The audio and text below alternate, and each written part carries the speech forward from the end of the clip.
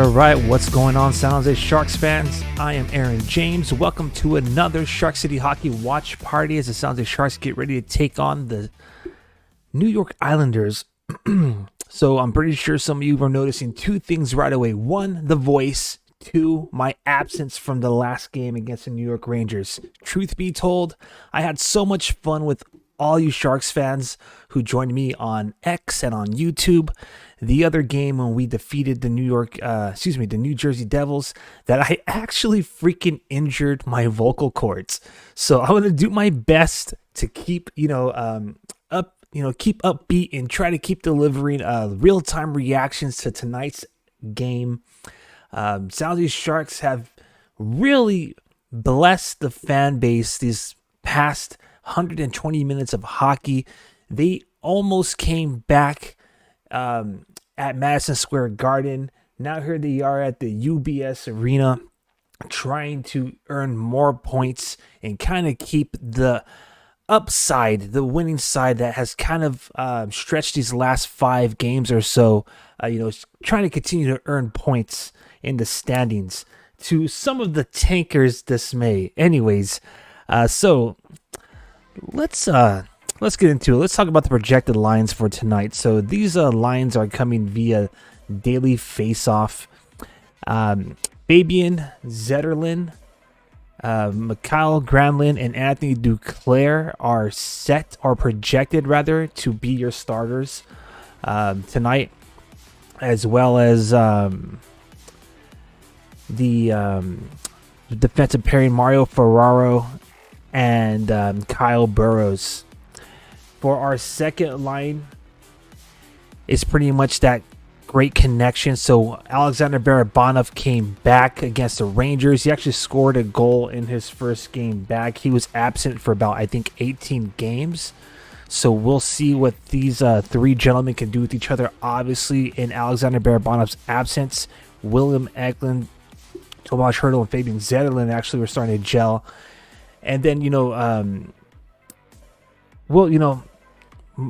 pardon me. We'll see if, the Hertl-Barabanov connection will continue to thrive. And we'll see how William Eklund will be hunting his pucks along with these gentlemen for one more time. The second line defensive pair projected to be Calen Addison and Marc-Edouard Vlasic. That might be a potential third line projected defensive pair. So pardon me if it's changed as of recent or as of late. Your third line is Justin Bailey, who's been outstanding. Great addition. Been bringing it since he was offered his contract with the Sharks. Nico Sturm is back in the lineup.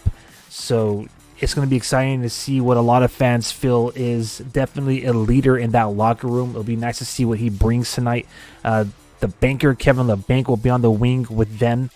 And Nikita Ohodiuk and Jan Ruda will be your third defensive pairing.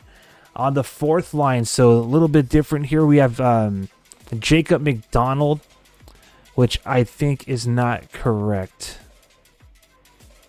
Actually, that might be correct. I take that back. That is correct. So Jacob McDonald, who's the defender, who's been outstanding, right? The defender's been scoring on that wing. He's now going to be at center. He's taking the place of Ryan Carpenter, who's been placed on IR. Mike Hoffman and Zadina, who's also back this game, will be on the wing with McDonald. So a lot of people are wondering why, because there's no clear indication as to what's going on with Ryan Carpenter and why he was placed on IR. Me personally, I believe that this is just a roster movement strategy for general manager Mike Grier and head coach David Quinn. Obviously, when you have more guys available and ready to return, such as Sturm and Zadina, you have to create that roster space. And it's just something that teams have been doing lately, especially the San Jose Sharks. That is, taking guys off of the injured reserve list and then placing other guys on there. So I highly doubt that there's anything physically wrong with Ryan Carpenter. I just simply think that this is a genius way to fleece, how many active skaters you could have and how many guys you could be bringing with you on this road trip. All right. So just want to remind everybody, if you want to be a part of the conversation, you could do so by joining us on YouTube. The game's about to begin very shortly here. As I said in the last live watch party, I am designating the comment section the Sharks' fifth line. So share your takes, share your live reactions to the game with us. We'll be here all night cheering on the Sharks and hopefully cheering on our guys to a victory. All right. So let's see if there's anything else worthwhile. Anything else? While we wait, I just want to talk about a couple of things that are going on for the National Junior World Hockey Juniors that's coming up here shortly. So, first, congratulations to Sharks prospect Will Smith and Eric Polkap. They've been named, or they've made it to the preliminary roster of the 2024 U.S. National Juniors team. So congratulations to them again. This is for the 2024 World Juniors coming up. And then you also have on Team Canada, you had Jake Furlong. That was announced today by the Sharks PR that he made Hockey Canada's national junior team. So congratulations to Jake Furlong, Will Smith, and Eric Polkap for making their World Juniors hockey teams. From my understanding, Jumbo Joe Thornton should be coaching for Canada in the World Juniors, so it's going to be very interesting to see. Definitely one of the more exciting World Juniors, in my opinion, for us Sharks fans, because we're going to be not just having legends, but top prospects participating in the tournament. From my understanding, Quentin Mussey didn't make the list, but it's all good. This is all preliminary. Moving forward to just some more recent news since the last time we got together to talk. Some cool things going down in CUDA country. So the San Jose Barracuda have recalled goaltender Georgi Romanov from the Wichita Thunder. So, for a lot of us who are hoping to see Romanov in action at the Reef, we should be getting our chance to do so here very shortly. Okay, we are almost ready for action here. Again, I'm going to do my best to spare my voice. I definitely want to be able to connect with you guys more frequently as the Sharks are doing their road trips here. So right now, I'm just going to step aside and wait for the puck to drop. Again, inviting everybody to take part in the live chat and reaction as we get set to drop the puck. As a matter of fact, I'm not going to go anywhere. I'm going to stay right here because it looks like we're about to do this live.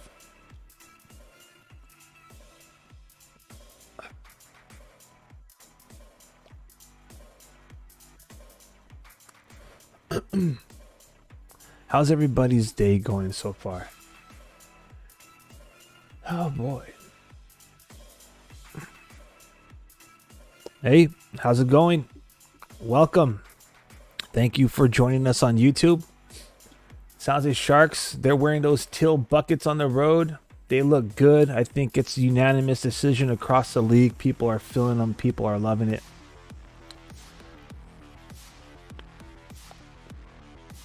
Oh, really quick shout out to everybody on Instagram. Thank you. We have reached over 1,300 followers on Instagram.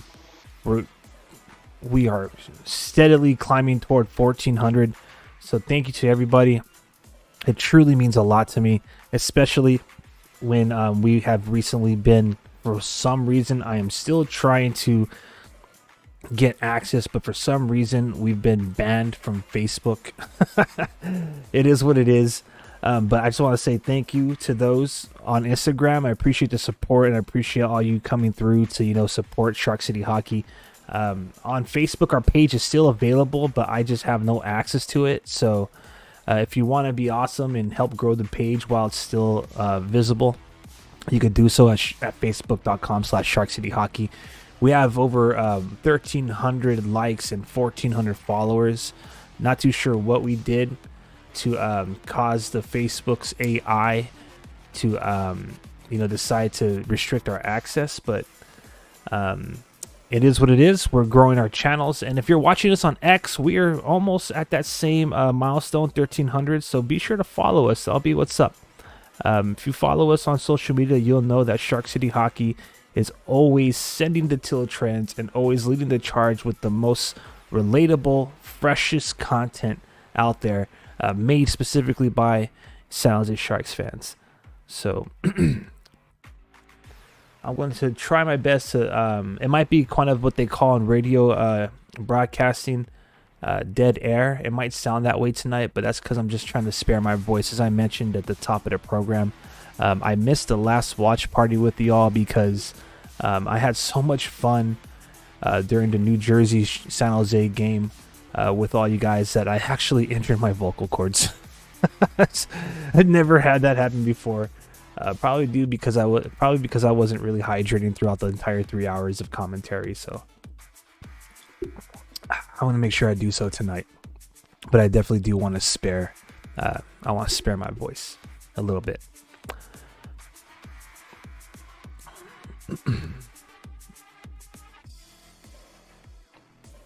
Go on, type.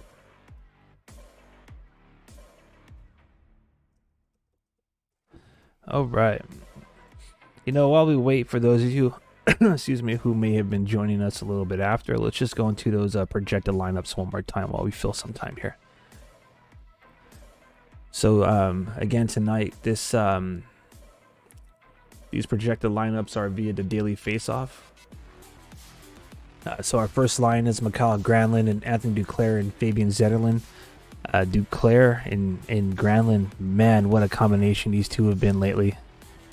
Really looking forward to see Duclair light it up again. On our social media page, because there's been a lot of rumors going around Sharks territory lately. A lot of them stem with trades. I know that some of you heard that Mario Ferraro was being discussed as a potential trade target, and some people are out there kind of like pushing the envelope and entertaining the idea of moving Mackenzie Blackwood. I'm not in favor of moving Blackwood, that's for sure, but I kind of was contemplating what would happen if in fact the Sharks do move some key pieces to their leadership core. So I shared a post. You could see what that post was of what I think the leadership core should be. It's more of a suggestion, not what it should be, to be honest with you. It got some pretty mixed results, but nonetheless made some interesting dialogue. I know people on Reddit kind of like felt some type of way about it. People on Instagram just loved it. And then it was kind of, I would say, a mix, like maybe down the middle on X. But if you want to check out the post, I kind of just thought who I think the leadership core should be should the San Jose Sharks do entertain moving their veterans. All right, so the game started, so let's just go through these lines one more time really quick. Hurlbert, Bonoff, and Eklund. You have Vlasic and Addison on that line as well. You have Sturm, Bailey, LeBanc with Ohodiuk and Ruda on the third defensive pairing. Zadina, McDonald, and Hoffman. Zadina and Sturm are back. They're just off the IR. Ryan Carpenter was placed on it. I almost certain he's not hurt. Kaapo Kähkönen gets a start in net. And now it is time for some hockey. All right, so let's get caught up. So the Sharks start off with, skating backwards right off the bat. Kaapo Kähkönen kind of already had to make a big save. So we're going to see, the Islanders are coming out pretty fast, pretty hot, pretty heavy right now. We'll see if that speed and tenacity will wear down our boys early. Hopefully the Sharks are able to weather the storm. I'll update the score clock or the game clock as soon as I see where we're at. We're at 19, and let's go. All right. Again, thank you for joining me on X. Thank you for joining me on YouTube. If you're on YouTube, you could be a part of the Sharks Fifth Line and drop your comment in the comment section. Chat amongst yourselves. If you're on X, ooh, thank goodness Horvat fanned on that shot. If you're on X, just kick back, join. You could double tap that screen, do some likes. You could share this, comment along. It might be a very chill, very, very simple watch party tonight again because I'm trying to rest the voice.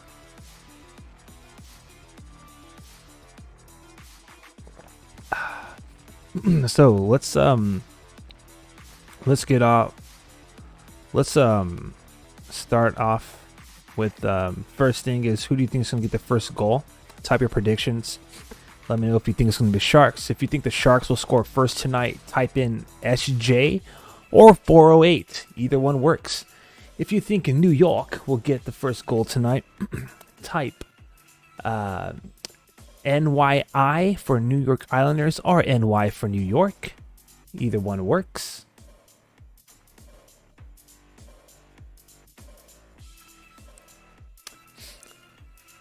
So far, Islanders got 2 shots. 2 shots on goal, and Sharks are still looking for that first one.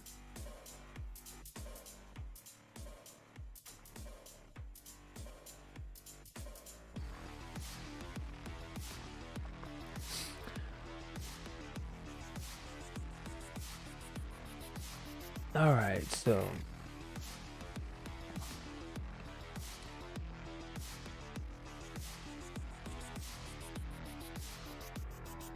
a lot of back and forth hockey here. A lot of 200-foot game.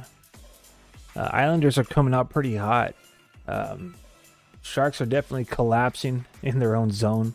And I don't mean collapsing as not being able to hold to pressure. I'm just talking about formation. So I think that might be allowing for the easy puck movement for the New York Islanders right now. But good call. Icing for the Sharks.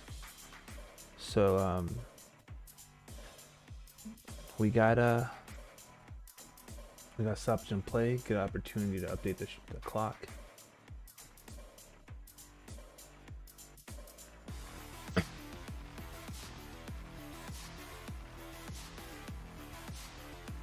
All right. We got Hurdle in the face-off circle. We'll see how often he gets kicked out of the face-off circle. That was kind of a trend the last couple of games.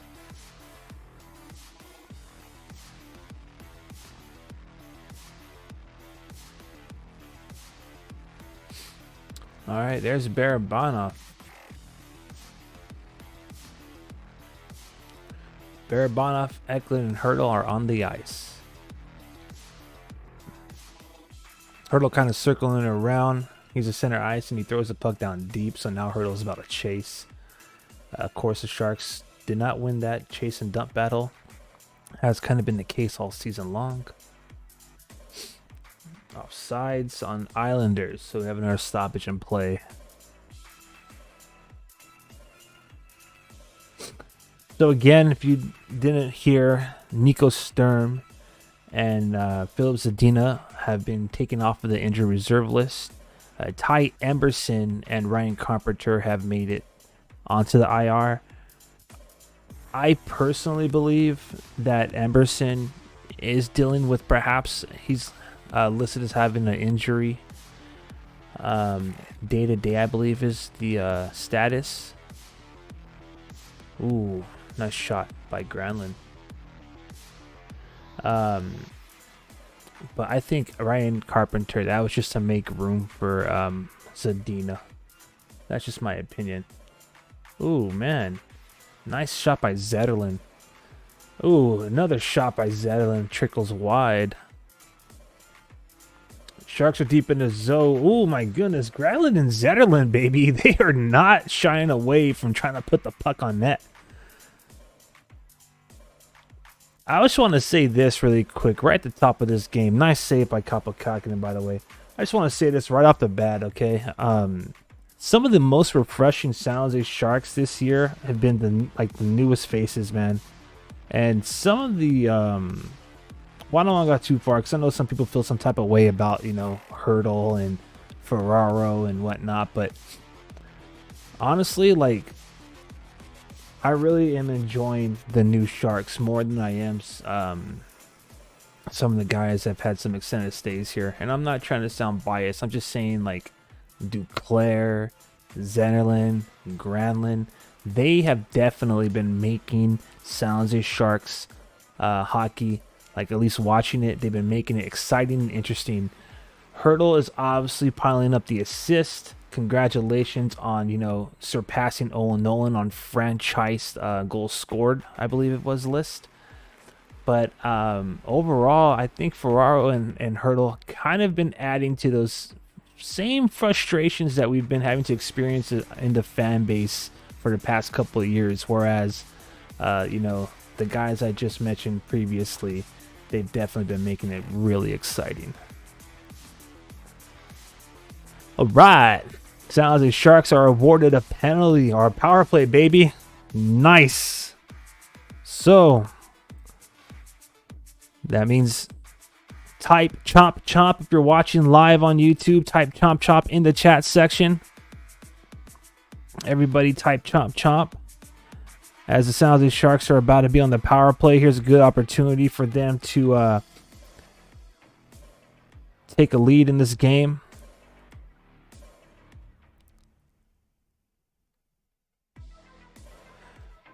All right.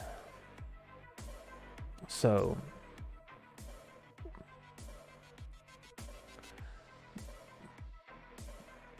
according to Randy Hahn, the Sharks have 5 out of the last 19 power plays being successful. We're still ranked 19th overall in the NHL. We have 90 seconds remaining on the power play. Addison is out there quarterbacking at the blue line. Granlund has it at face-off circles, takes it to freaking Zetterlund, but the one-timer in the slot was kind of blocked.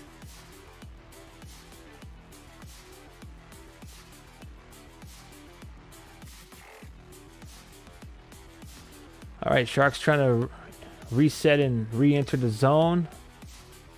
Addison at the blue line gives it to Granlund. Trying to feed Zetterlund again in the zone. It looks like the Islanders are ready for that one.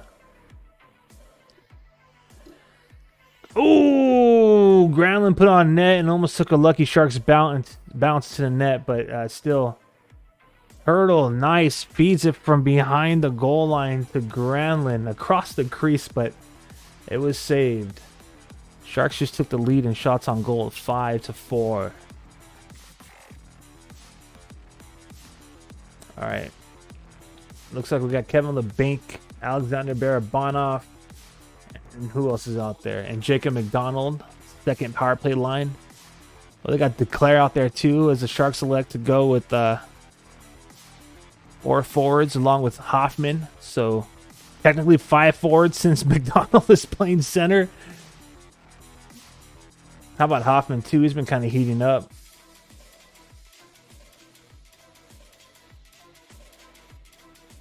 All right, so the Sharks power play is over, but they still maintain pressure.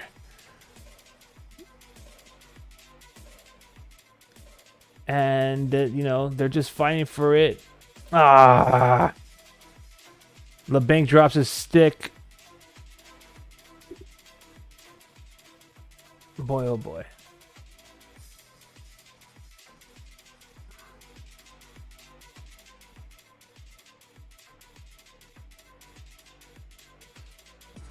All right, here we go again, baby. Re-entering the zone. Zadina carries the puck in, throws it on net. No success.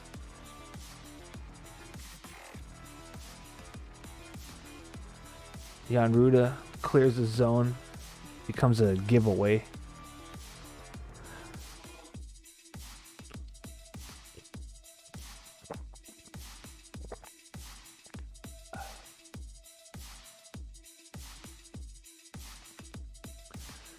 Oh, wow. Anders Lee from New York Islanders he practically went uncontested straight to the freaking crease and almost put a 5-hole on Kappa Kakinen.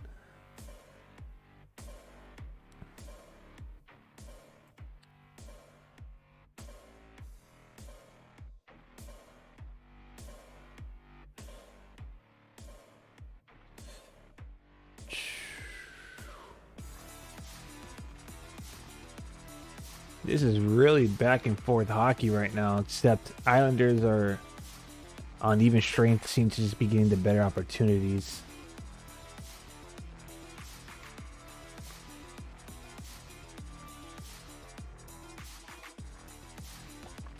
There's Duclair, baby.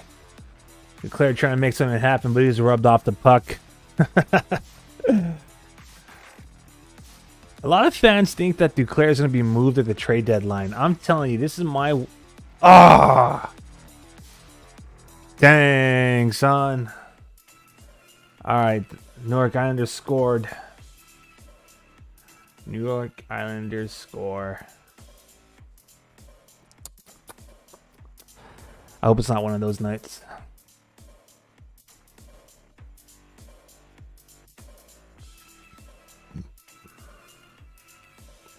So before the Sharks got scored on, a lot of fans think that Anthony Duclair is going to be moved during the trade deadline. I honestly believe he's found a home in the Bay Area. At least I hope so. Watching him live has been so refreshing. And I know what a lot of people are thinking. Status quo is, hey, when you have someone that's hot, when you have someone that's that fast, there's more than likely going to be somebody that's going to want him to try to improve their chances of winning the Stanley Cup. I mean, after all, let's just look at his numbers from last season during the Stanley Cup Finals. What was he? In 20 playoff games, he got 4 goals. He had 11 points. So, what is that? 7 assists. But, he helped the Panthers get to that Stanley Cup final. Obviously, they lost to the Vegas Golden Knights, but a lot of people out there would be thinking that, hey, because he's doing because he has the ability to kind of be like an X factor in the postseason, and the fact that he's speedy and he has that that ability. If you look at a lot of his goals here in San Jose, a lot of them are on the breakaway. They're freaking nifty. I mean, he creates his own opportunities, and he should have had more goals. I mean, honestly, I watched him live, and he had more more quality chances of scoring goals than he actually netted. So all I'm trying to get at is, I would love to see this guy stay as a San Jose Sharks. I'm a fan of actually keeping players that are exciting to watch, first of all, but second, I'm not a big fan of turnover so often. It's getting a little boring, to be honest with you, seeing so many players come here, ball out, and then get shipped out. You know what I'm saying? So I hope that Anthony Duclair stays in San Jose, and my wild prediction this season is that he'll stay for at least, at a minimum, 1 season. But I wouldn't be surprised if Mike Grier gives him a 2-year extension. I really wouldn't be surprised. Anyways, that's my bold pick. I know a lot of fans out there feel some type of way, but I think Anthony Duclair is someone who can help this team build, especially with the younger cats. I read this story, or not a story, but I read some comments out there on social media about supposedly he's like taking some of the younger guys under his wing. So I mean, that's awesome. As a matter of fact, I believe when Jumbo Joe Thornton was with Florida, he made the same comments about Duclair, about taking Duclair under his wing. So I'm a big fan of Anthony Duclair. He is, as of right now, listed as like number 15 out of 25 on the Athletics top 25 trade deadline targets. Like, you know, so I think it's just that 1 year contract that's really making fans believe that's why he'll move. But how do we not know that that 1 year contract is an opportunity to really, you know, like try out and shine for our team? You know what I'm saying? Anyways, that's just my 2 cents. I've always been a fan of Anthony Duclair. A lot of Sharks fans out there, you'll hear them, you know, they'll put no respect on his name, and they'll be, you know, since we acquired him, they're quick to call him trade bait, which I think is a trip. So give me 1 second. I'm going to update the play clock here. Pardon me. Just kind of, you know, trying to fill some time here as the Sharks were on a commercial break, and then the fact that we're losing right now 1-0, and the Islanders are bringing the pressure again.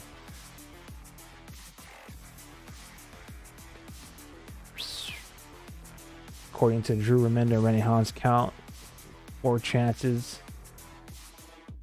1 was, you know, they actually scored for the Islanders. So the Sharks are being tested right now, often and early.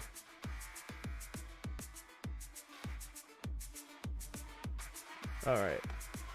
Now it's just stoppage and play. And another commercial break. My goodness, they just got back from one.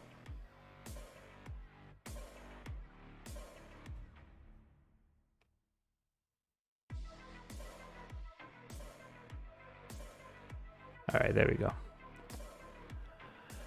All right. Again, Sharks fans, you know, pardon the tonality of my voice. I am still recovering. I kind of injured my vocal cords during our last watch party. So while we're on a commercial break, let's get into who scored. Julian Gauthier, I think that's how you say it. Pronounce me if I'm wrong. Got his 2nd goal this season against the San Jose Sharks with a wrist shot at 9:27 in the first period. It was assisted by Holmstrom, so he gets his first assist of the season, and Horvat his 12th assist of the season. Right now the Islanders are leading the Sharks 1-0. This is our first game against each other, and the second time the San Jose Sharks will be taking on the Islanders will be toward the end of the season in March.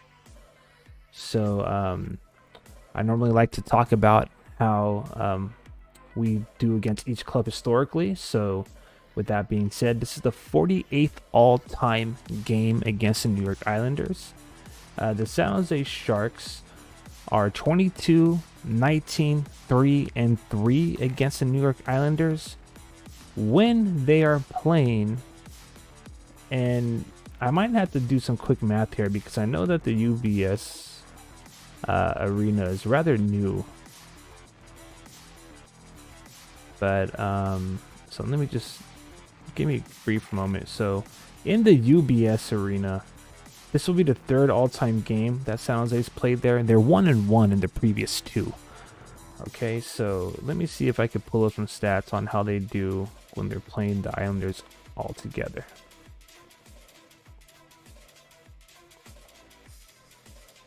All right, we'll get to that later as the action's back. Puck's been dropped.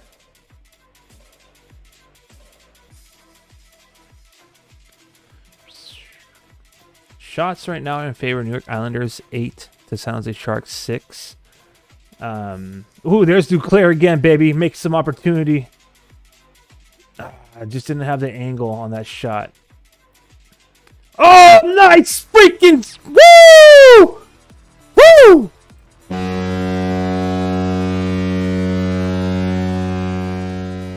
Nice pass by Duclair, who was in the trapezoid behind the net. He practically kind of regains control of his shot. So he had a breakaway opportunity with a poke check at the freaking center ice. He throws it onto the net. The puck finds its way back to where he's on the trapezoid. He feeds it right down the slot to a wide open Tomas Hertl, who buries it. So there I am, kind of talking about, saying some type of stuff about Tomas Hertl. My bad. And he put us on the freaking board. I love it. I love it. It's all good. Of course, Anthony Duclair, baby. Love it.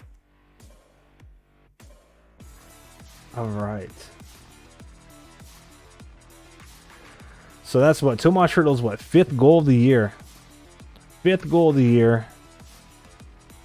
Anthony Duclair, man, out freaking standing.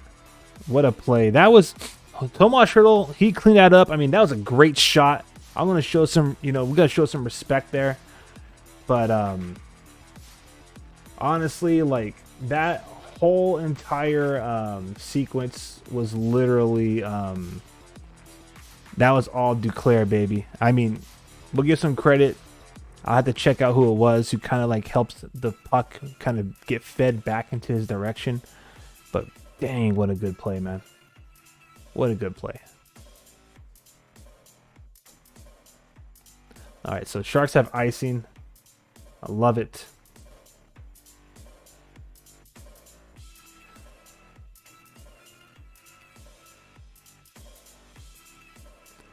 So I want to see it. They're showing the replay. Are they not? Okay, it is what it is. What a great play, baby. So Tomas Hertl scores his first goal since November 20th per Curtis Pashelka on X. And this is Duclair's 5th point in 2 games. That's what I'm saying. Why are people talking about trading this guy? Why would you want to trade Anthony Duclair? Man, he's outstanding. He is freaking outstanding.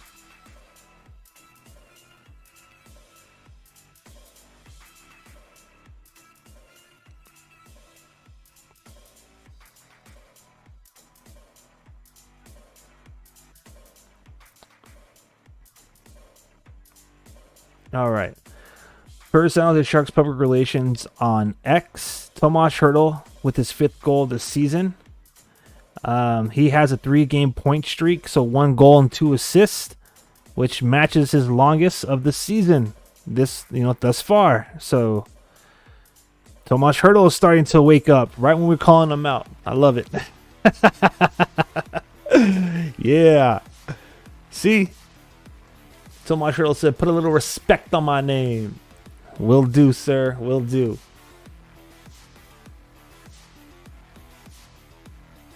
I have some respect on his name.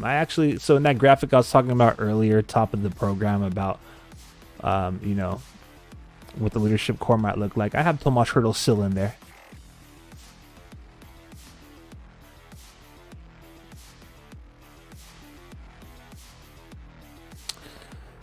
Oh, yeah.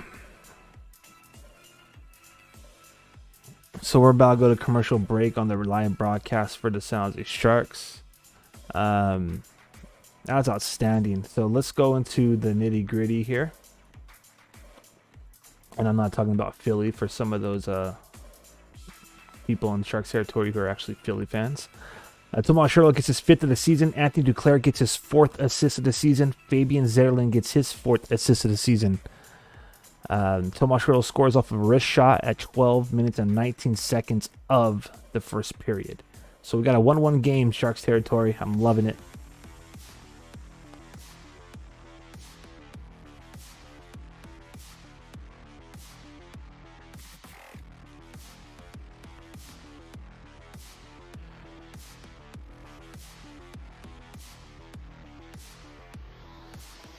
All right, my bad. Just kind of resting the voice, people. As I mentioned, kind of sustained a vocal injury, and I'm trying to make sure that I have a voice by the end of this show. So, pardon me if you hear frequent pauses. I'm just trying to rest the voice.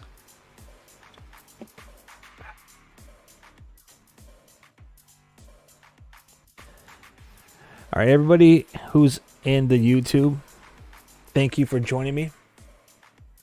Do me a solid, and while you're here, like the stream. I would appreciate it.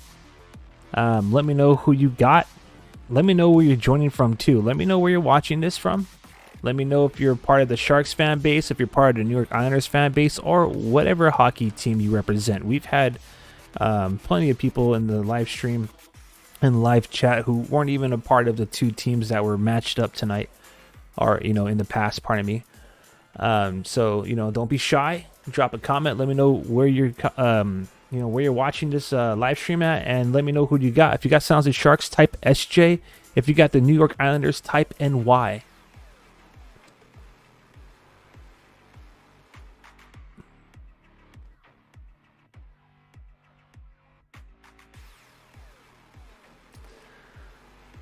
So Sharks have 7 shots on net. New York Islanders have 10. Sharks got 1 goal. Nice 2-on-1 opportunity. Hoffman, he tried to feed it. He tried to feed it to Addison, who was down low with him, but it hit Islander defender's body there and didn't make it. That would have been nice.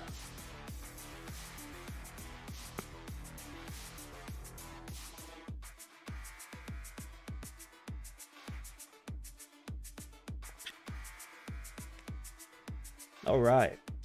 So the Sharks are looking good, man. I'm telling you, those new Sharks look outstanding. Duclair's out there again with Zetterlund and now Hoffman.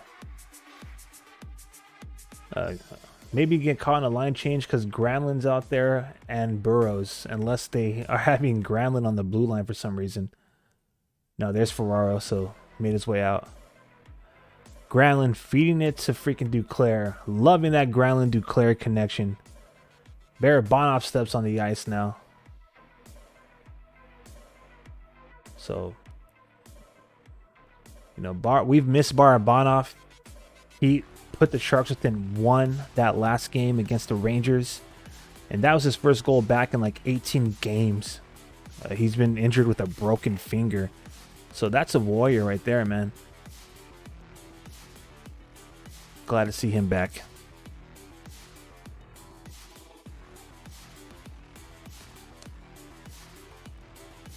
All right, we have a stoppage in play. Looks like a hand pass on the New York Islanders. So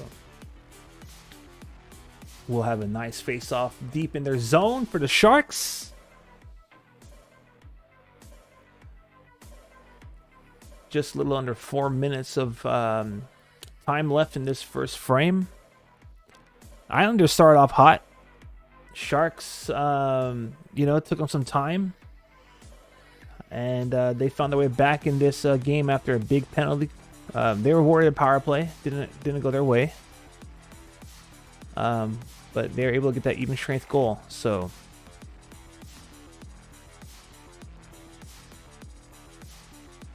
got Bailey out there now. It's a pretty nice little defensive combination. 33 and 44. Addison and Vlasic.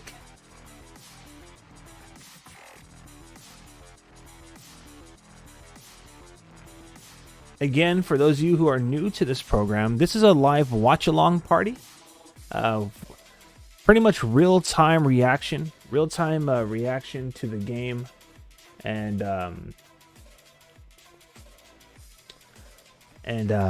commentary, but not play-by-play. I will, every now and then kind of just chime in on what's going on the ice so you kind of know where we're at. But, I encourage you to check out the game if you are watching the home broadcast on NBC Sports. And if you like to listen to Hockey Hall of Fame inductee Dan Ruzanowski, then do so on the Sharks Audio Network. But again, this is more real-time reaction and a watch-along party. Nice save by Kaapo Kähkönen. Ooh, nice. Okay, so Eklund and Hurdle are down low right now. About 2 minutes and 30 seconds remaining. Oh, Ferraro put it on the net. Nothing too dangerous, but Hurdle was right there in the front of the net. So there's an opportunity there. That was nice.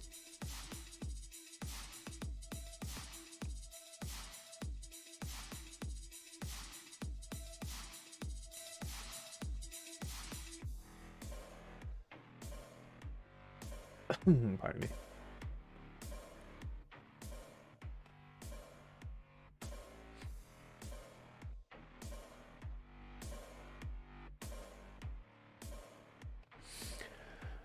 All right.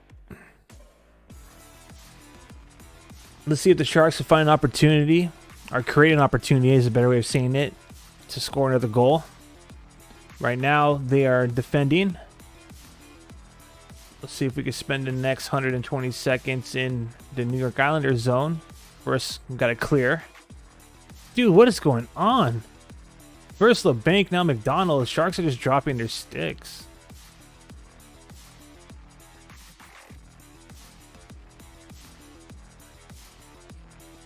All right. 100 seconds remaining in this period.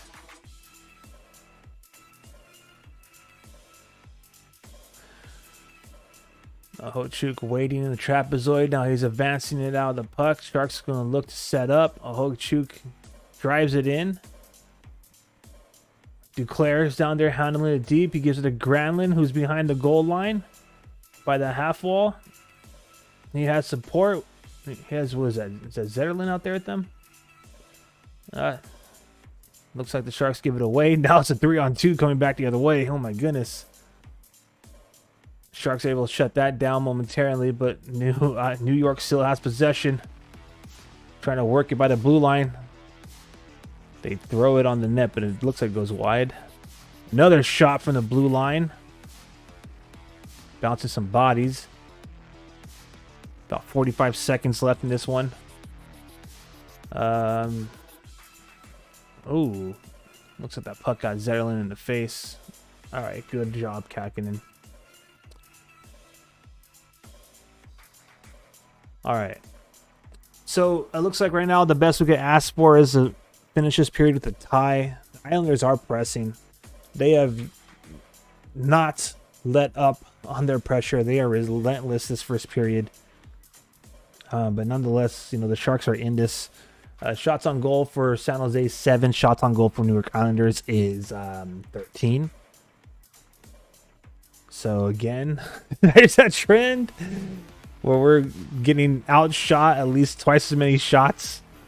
But, you know, we're scoring goals, baby. All right. Kaapo Kähkönen stops the puck one more time.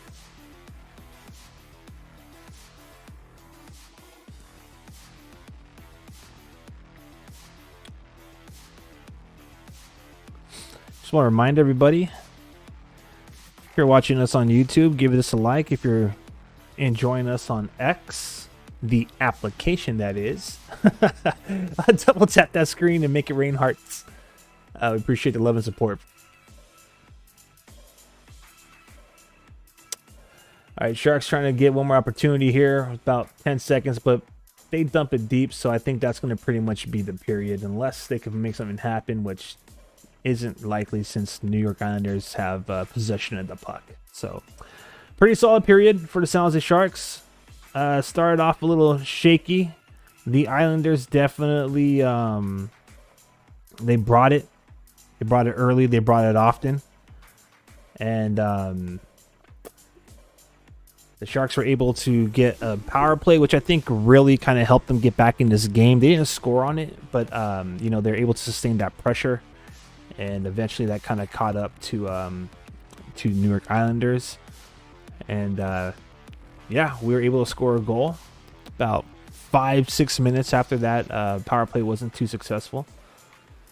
And, you know, it's a 1-1 game, baby. So stick on, you know, stick right there. I'm about to update some of the stats, and we'll talk about you know, where the how the Sharks fared and how well they did in that second period. So I'll be right back in just a moment. Stay right there. Don't go anywhere, as Shark City Hockey brings you another live watch party.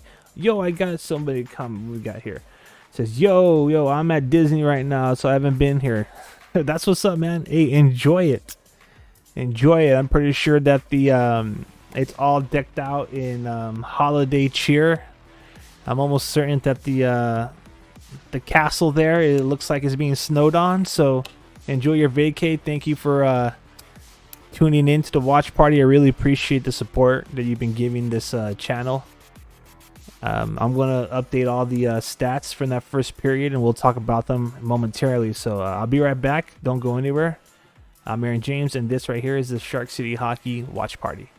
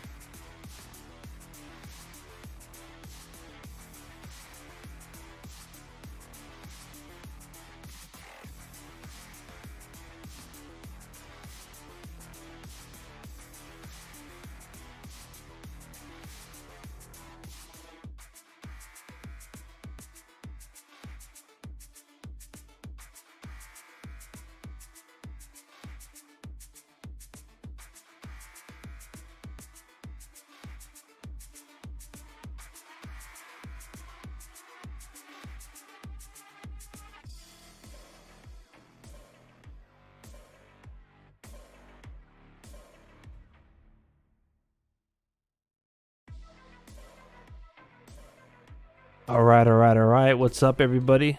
We're back.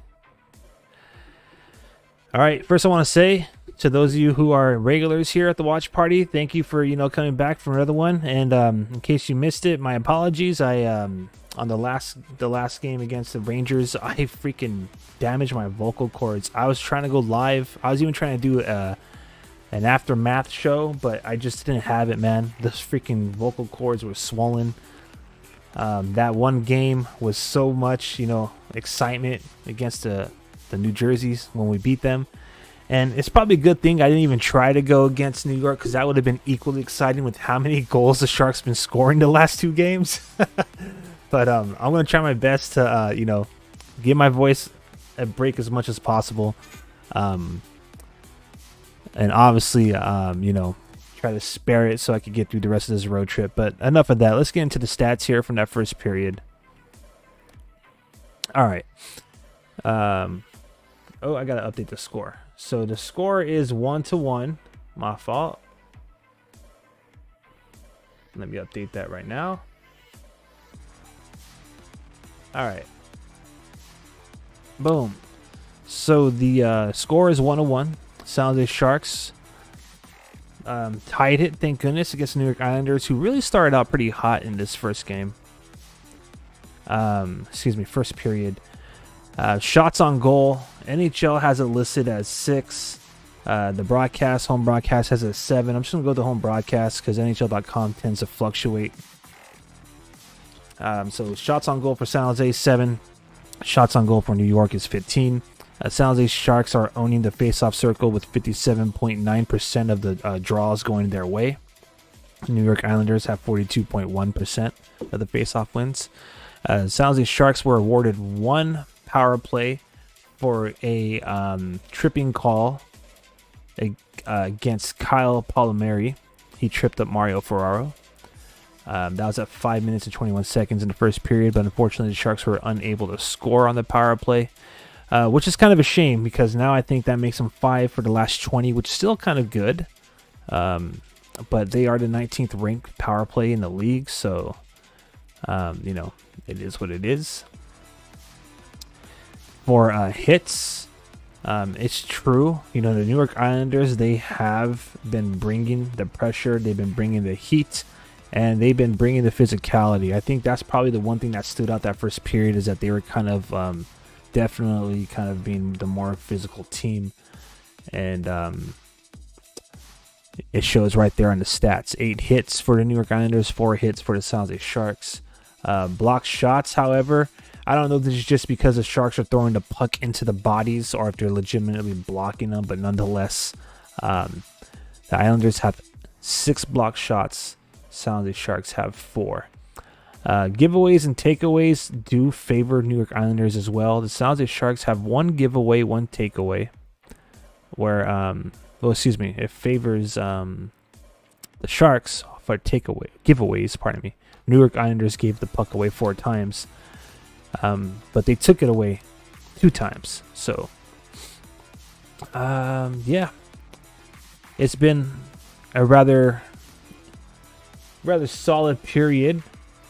When you look at it, it's all you could really ask for with the way the freaking Islanders jumped, and they actually ended that period the way they started, which was pressure, a lot of shots on goal. They had good quality chances, but nonetheless, the score is tied up. So thank goodness. So let's go into the scoring. Why don't we here? San Jose Sharks were scored against by a wrist shot at 9 minutes and 28 seconds from Gauthier. I don't know if I'm saying this right, so pardon me, but I believe his name is Gauthier. His 2nd goal of the season. Holmstrom gets his 1st. Horvat gets his 12th assist of the season. That made it 1-0 game for New York Islanders, 9 minutes and 28 seconds in. And then you had Anthony Duclair, who it all started off of a great individual effort. He poke checked the puck away by center ice, goes in a breakaway. He kind of got angled off of the goal by the Islanders, so his shot kind of like what's the best way I could say this? Like, he threw it on the net, but there's definitely no threat to it. Like, oh, pardon me, that's my pup, Sebastian James Barkey, appropriately named. But back to the point, Sorokin, who's the goalie tonight for the New York Islanders, Ilya Sorokin, pardon me. He had his pad down low, so it just kind of like harmlessly went off of his goal pad.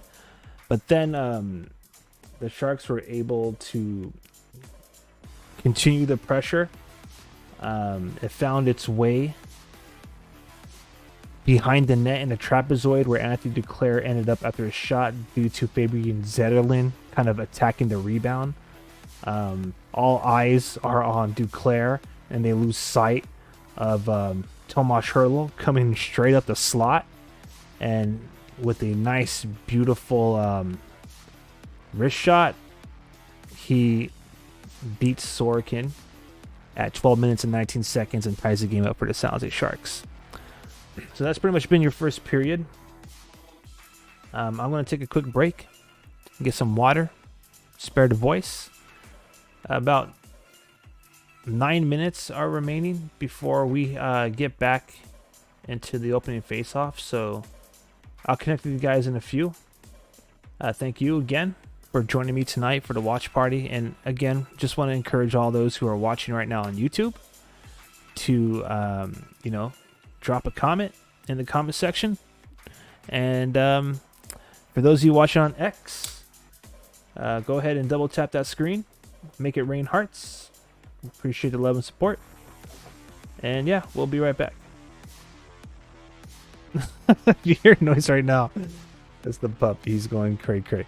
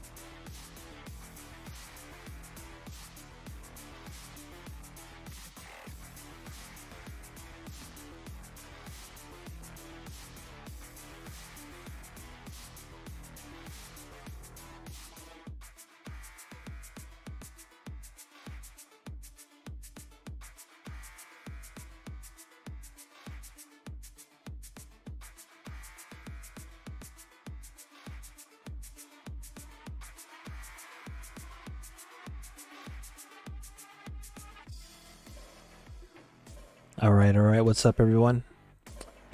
Thank you, thank you. So here's what we're gonna do. We're gonna just briefly talk about the last game, just because I missed it and I want to kind of cover it. So, I won't spend too much time. All right, I'm just gonna talk about the goals, specifically the stats. So Anthony Duclair, man, this guy is amazing.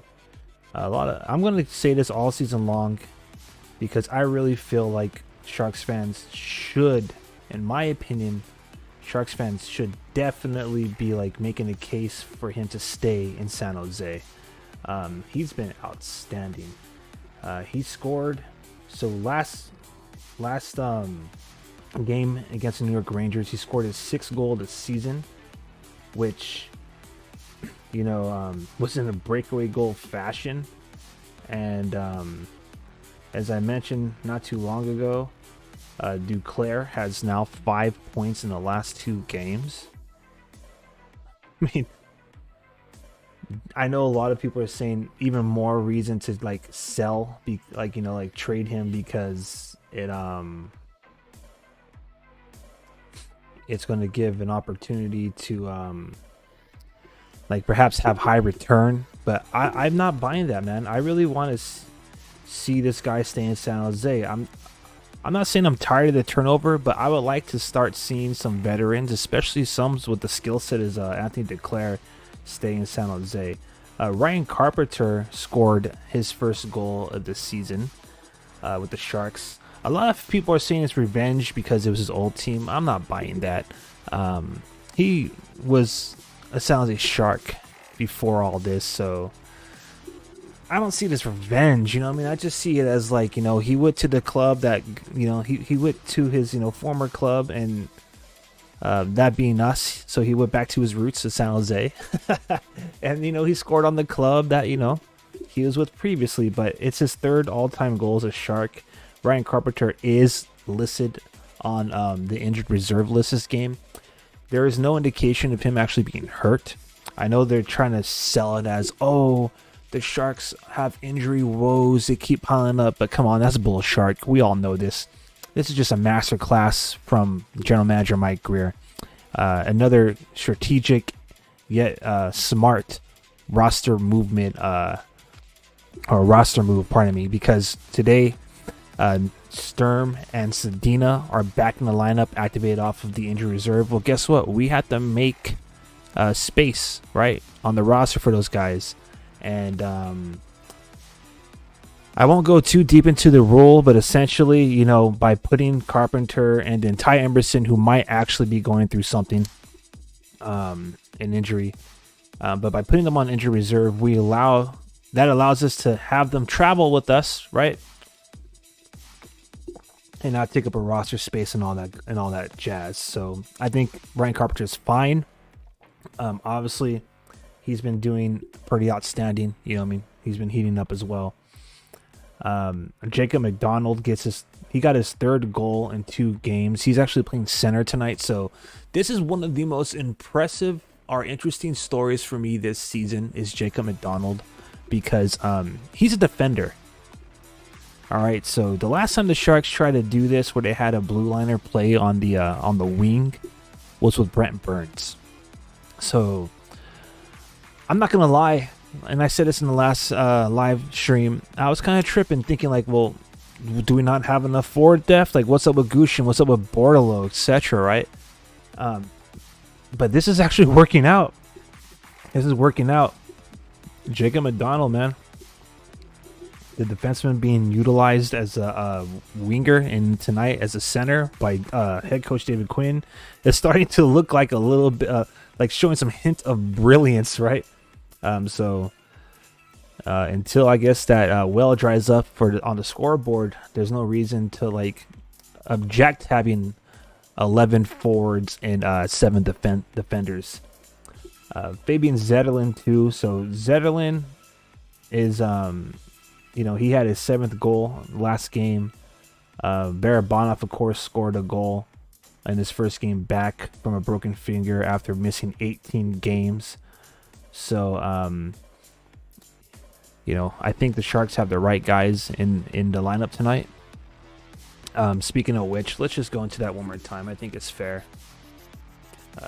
While we fill up some time here. So that first line is Fabian Zetterlund, Mikael Granlund, Anthony Duclair. These guys, okay, first of all, Zetterlund, the fact that he's not with Eklund and Hurdle right now is kind of a trip, but I think that's because they favor the Hurdle-Barabanov connection more than they do the Zetterlund and Eklund connection. But nonetheless, man, I think it doesn't matter where you put Zetterlund this season, or at least, at this point in the season, because he's just producing. Granlund and Duclair have been a pleasure to watch play with each other. Ferraro and Burroughs are manning the blue line as the first defensive pair. The second defensive pair is Kalen Addison and Marc-Edouard Vlasic. That might actually be the third defensive pair technically, so pardon me. Before I forget, Kaapo Kähkönen is your starter in net. But yeah, you have Eklund, Hurdle, and Barabanov on that second line. The third line is Bailey, Nico Sturm, and Kevin LeBanc. And then that fourth line is Zadina, McDonald, and Hoffman. Obviously, this is all subject to change as the second period is about to begin here. But nonetheless, I like how these guys have been playing with each other tonight. Duclair again and Zetterlund just, they're on the puck. Duclair creating opportunities again. Another breakaway opportunity. Zetterlund to follow up the rebound. Gets that puck pushed back toward him. Toward Duclair, and then he finds freaking Eklund right in the slot. Hurdle in the slot, who cleans it up and scores and ties the game up. So it's just been really, really exciting to see these new faces do so well in San Jose. And I am getting a little exasperated of people talking about like trading these guys just because they have 1 year left on the contract, and just because for some reason people are hungry to stack up on draft picks. My bad, as I pay attention. Duclair, Granlund on the ice right now. Yes. Zetterlund obviously out there as well, my bad. So I know a lot of fans are thirsty for draft picks, and they're thinking like 2024, 2025. They're or later. Some of you are thinking 2026, 2027. I'm not all for that, man. I'll be real with you. I want to see these Sharks win. I'm not saying I want to see them win it all now, but why not, right? If they have if they could get close to it, I mean, all you gotta do is get in the dang freaking show, get that wild card spot, and you never know, right? I mean, look at Anthony Duclair did it with the Florida Panthers last year. They're the 8th seed, if I'm not mistaken. Correct me if I'm wrong in the comment section. But yeah, man. We got experience, we got veterans. I want to see these guys stay. I know a lot of y'all are saying like, you keep talking about whatever it is, you feel some type of way about aging veterans and their contracts or whatever, but I mean, we need some of these guys here to be like a force of stability and, veteran leadership for these young guys that we're about to plug in the system soon. All right. But seriously, though, back to what I said in the first period, man. These new faces have been making the game more exciting to watch if you're a San Jose Sharks fan. I'm glad to see Hurdle got rid of that funk, scoring his first goal since like November 20th today. But I think a lot of Sharks fans can agree that, some of the Sharks that have been on this roster, these long-term Sharks like Ferraro, Vlasic, and Hurdle, with the exception of tonight, right? But I think a lot of Sharks fans would agree that they contribute to a lot of the woes that Sharks fans are kind of getting a little tired of seeing. Whereas the opposite could be said for these new Sharks. And I mentioned this in the last live stream, it's refreshing to hear. I think Duclair even was talking about it during pregame with Drew Remenda today. I didn't get a chance to really chime into it, but I think he was talking about line chemistry. He was talking about that with the media a couple of weeks ago. Blackwood said the same thing. I've been saying this from the beginning of the season. It's going to take some time for these guys to find chemistry with each other, and they're finally finding it. I mean, of course they're finding it. Look at what they've been doing the last 2 games, right? Look what they're doing tonight. But my bad. Let me wrap up this point so I get back to the game. It's kind of a trip to freaking hear, like, you know, like the likes of Hurdle talk, like, still kind of talking rebuild and talking about, oh, I want to see our way out of this. Like, when you have guys that are kind of saying we're clicking now, we're playing good hockey now, then you have like someone that's saying, oh, I can't wait to play good hockey later. You know what I'm saying? Anyways, so, you know, take what you will with that. You know what I mean? Take whatever you want on that. But all that to describe the post, all that to segue, and I don't even know if that was a good segue to this post that I made, where I was suggesting that because of the trade rumors that are going on right now surrounding Mario Ferraro's name, Logan Couture's name was brought out there at the beginning of the season. Obviously, he hasn't been playing all season, but there's no reason to believe that he won't be back before the trade deadline. And there's no reason to believe that he won't ball out when he comes back and probably even reignite that idea of him being a prime trade target. This came from Frank Saravalli, who, of course, has been kind of more of a miss than hit as of late. But still, it stands that, our guys Hurdle and Couture, I wouldn't see why they wouldn't be prime trade targets, especially if Ferraro is being discussed. So some people, just while we're talking about trade talks, are talking about Blackwood, but I highly doubt it. If the Sharks trade Blackwood, man, that's ridiculous. But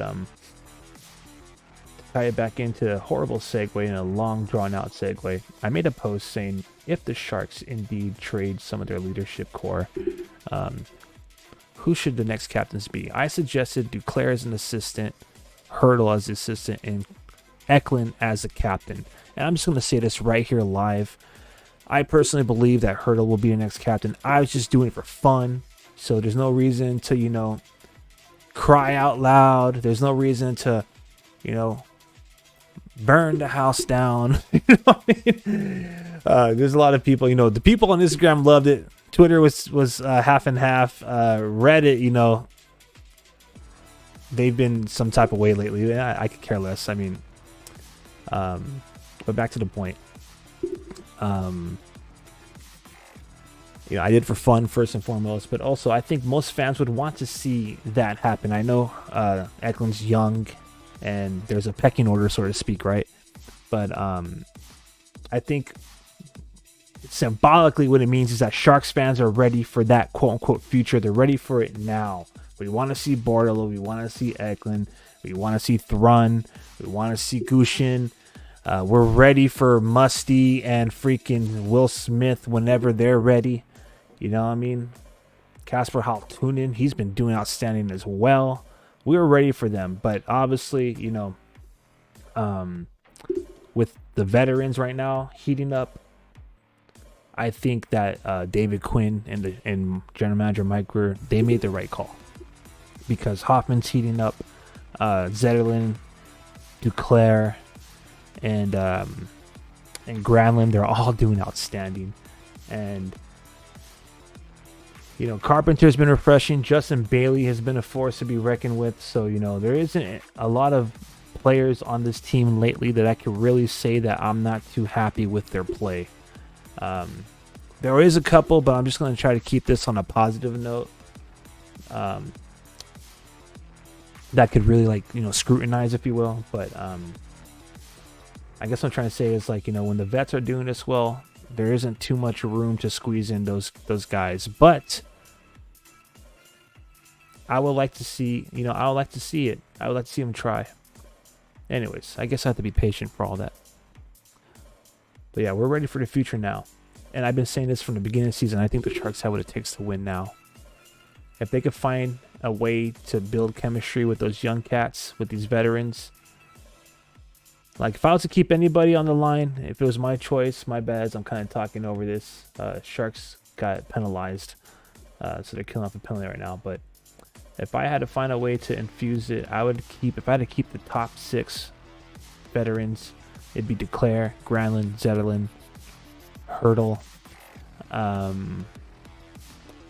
Zadina,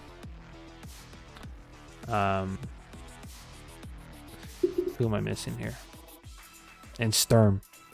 Now for the young cats, I'm gonna have Eklund in that, you know, but I'd bring up Bordalo, maybe Gushin. You know, I'd make those bottom, you know, those bottom 6 lines. I'd make that like as much as possible a healthy blend between vets and prospects. All right, so we got an update. My bad, I was kind of going on huge tangent there, but sounds like Sharks got scored on right now. So 2-1 Islanders.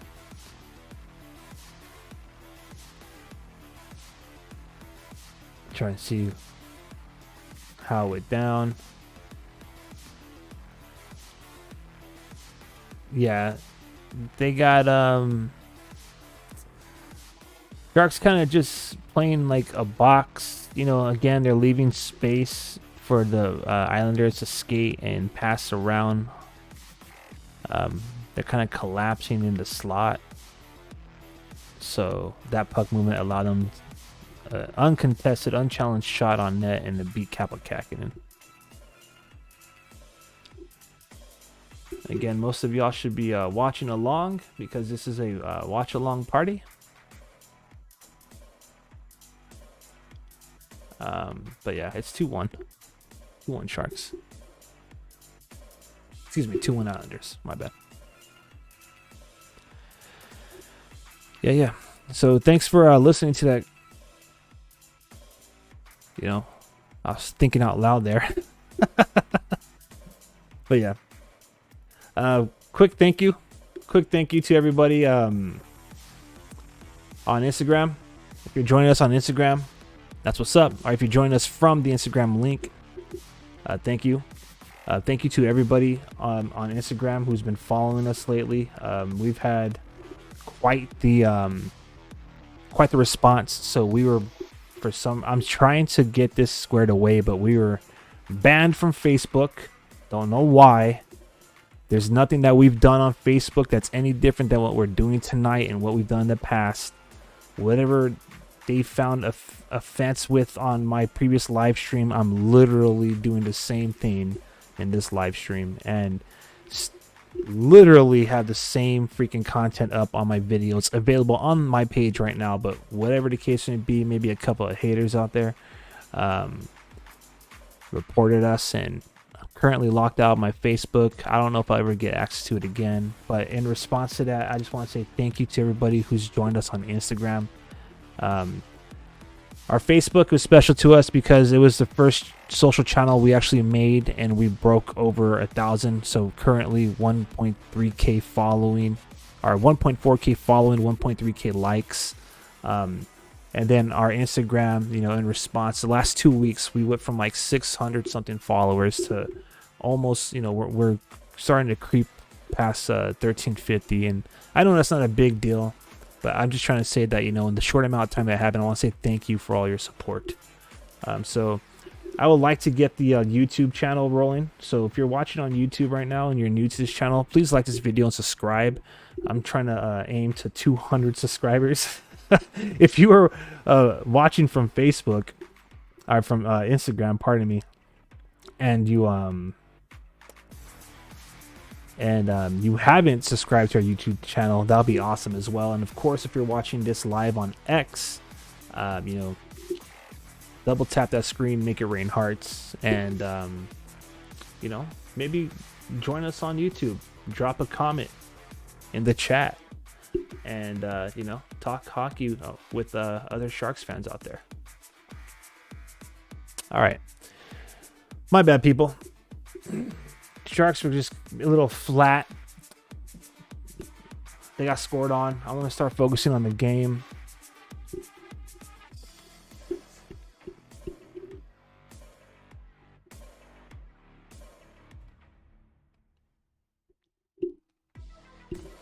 .13:44 in the second period. The Sharks have a face-off deep in Islanders zone, so we're trying to set up right now.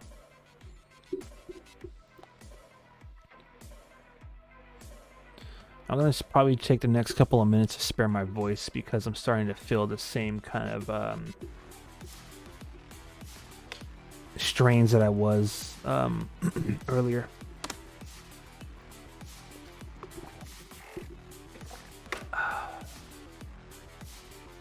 In case you missed it, I had so much fun with you all during that New Jersey game that I freaking injured my vocal cords.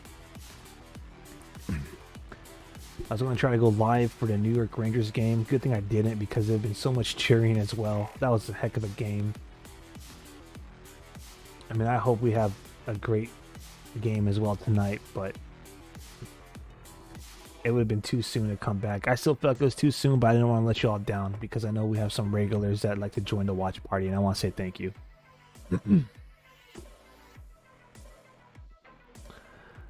We got someone saying, "Let's go Islanders." Oh, snap. All right, Sharks fans, let us know who you got, or hockey fans out there. If you got the Islanders, type NY or NYI for New York. And if you got the Sharks, type SJ or SJS for the Sharks. Let me know what you got. I'm going to try to keep this clock as accurate as possible. My fault. Oh, we got a New York Islander fan. That's all good, man. It's all love here. And welcome to the live stream. Appreciate it. Are you watching from New York, or are you just you just don't like the Sharks? What is it? Are you an actual fan? Are you watching from the East? Where you coming through from, man?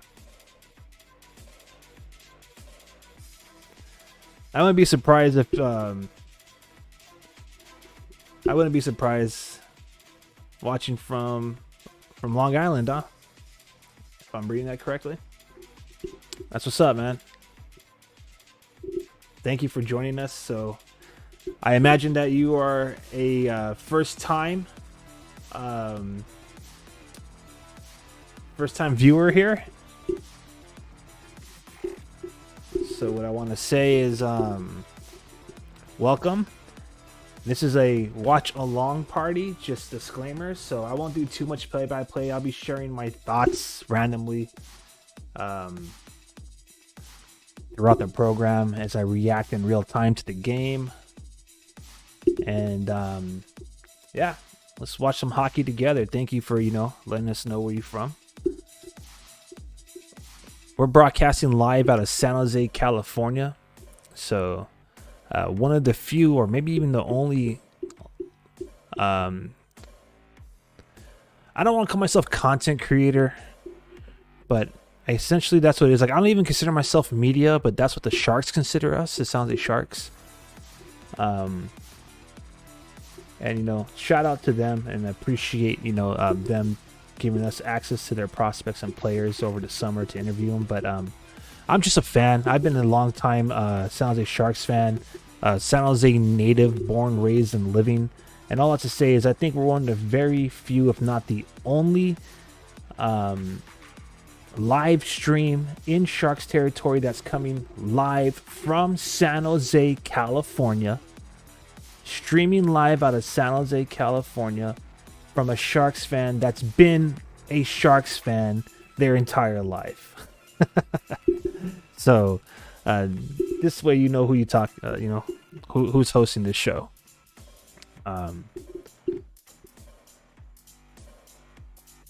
Yes, Sebastian. My bad. My puppy wants my attention. So yeah, San Jose Sharks are trailing right now. New York Islanders. Let's revisit that goal. It looks like it was scored by Brock Nelson. His 11th goal of the season. That was scored at 5 minutes and 27 seconds on the power play for the New York Islanders. So 2-1 2-1 New York Islanders over the San Jose Sharks. Kyle Burroughs was called for hooking at 3 minutes and 32 seconds. So my apologies for those who were listening to my tangent while that was going on. Right now, the San Jose Sharks are trailing in shots on goal. Islanders have 18. San Jose has 12. The faceoffs are starting to lean toward the Islanders' way as they've won 52.9%. And yeah, San Jose is finding themselves down yet again.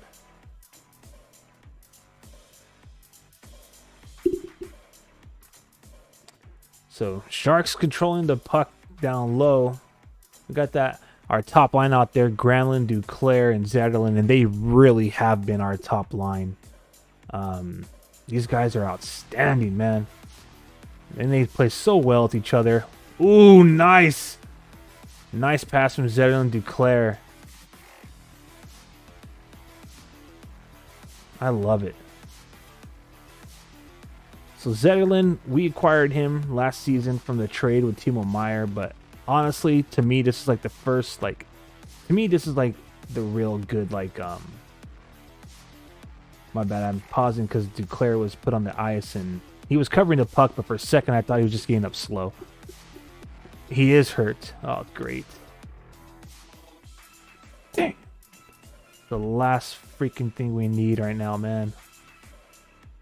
Yep, Anthony Duclair did get hurt on that play. He was cross-checked on the back, and I thought he was just covering up the puck. But no, he was hurt. Oh, man. That sucks.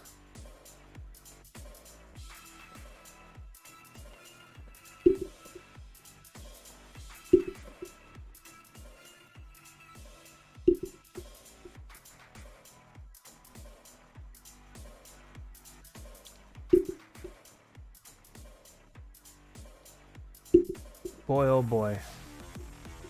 My bad as I react to that. I really hope Duclair comes back because, man, I am a fan of Anthony Duclair.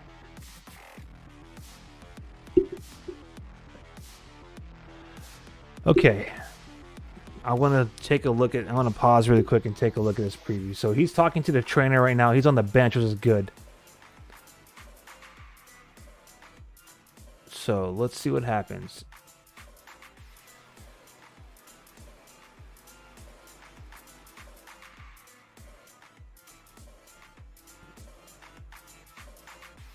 Yeah.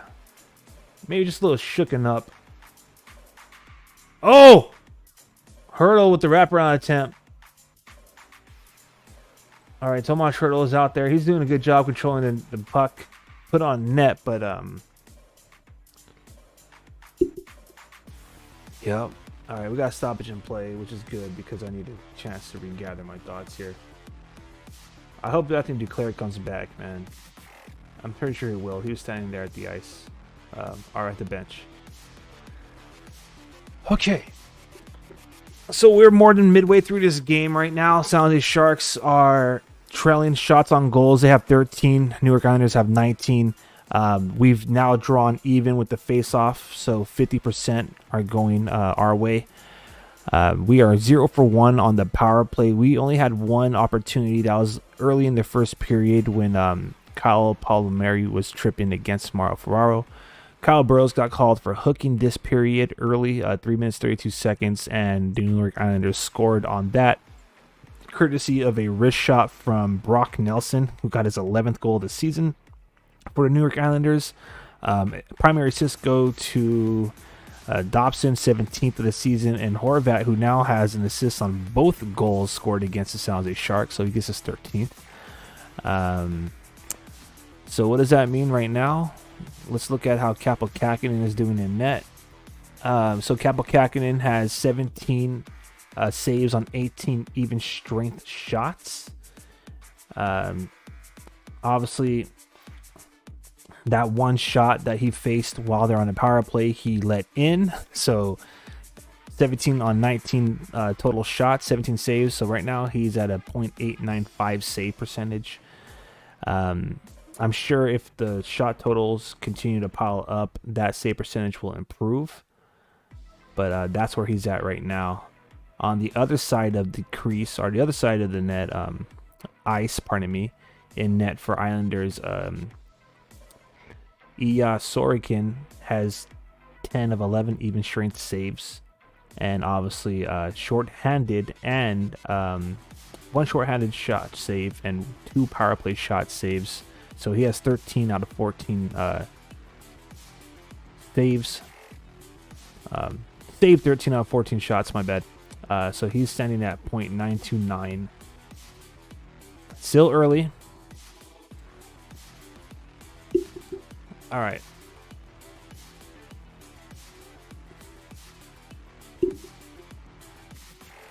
All right, we are back. Sharks are back. The puck has dropped. Let's go. Let's go. I'm going to do my best to pay attention to the game now. And by pay attention, I mean be on top of it and current.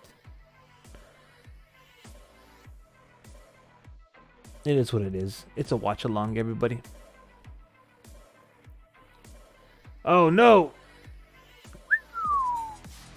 Islanders are pressing again. They're getting comfortable setting up Cap in front of Kaapo Kähkönen right there on top of the crease.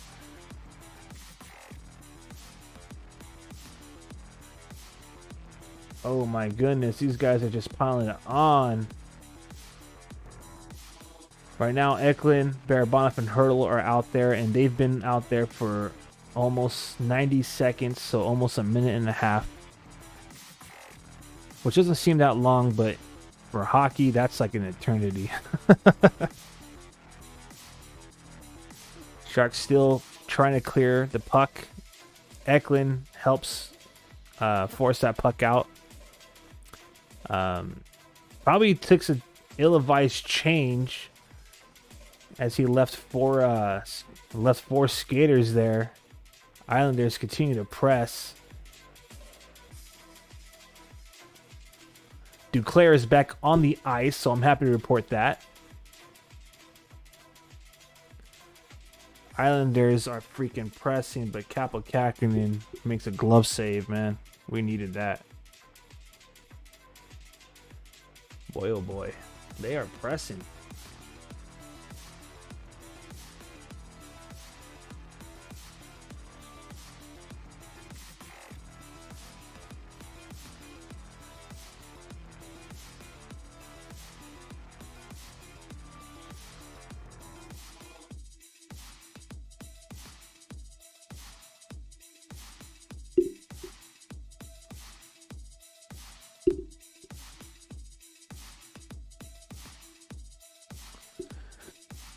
All right. My bad, everybody. Just taking a break. My voice.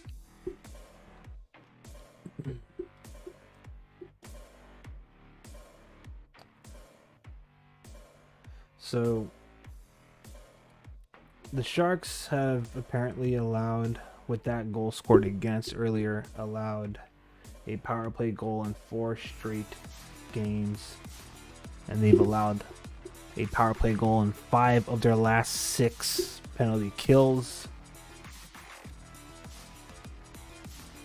So, not looking too hot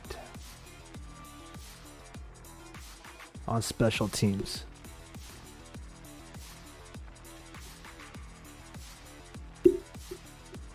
All right.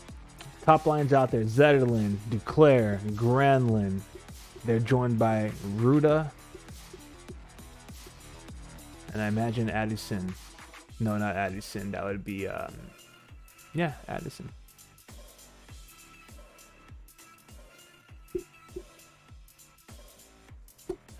All right.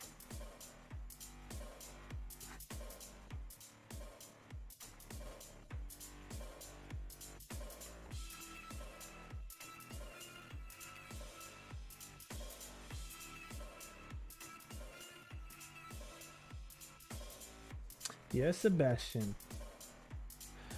My puppy really wants to play. He's yearning for attention.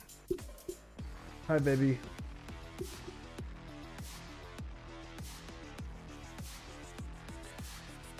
So many freaking icing calls right now.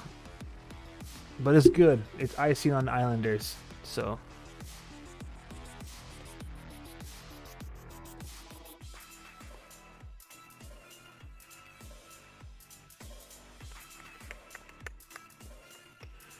Alright, baby. You go play? Go play your toys, baby. Go play. Go play. I need my arm.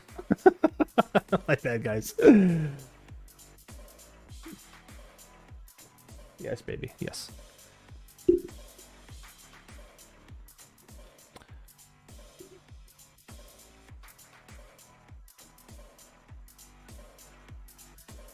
Okay, well, how much time we have left? Let me see. If we get another TV timeout here on the game, I'm gonna step aside. I think it's time for Sebastian here to grub it up. So I'm just gonna give him a quick serving, so we could have him taken care of as well. Yep, I've got a TV timeout.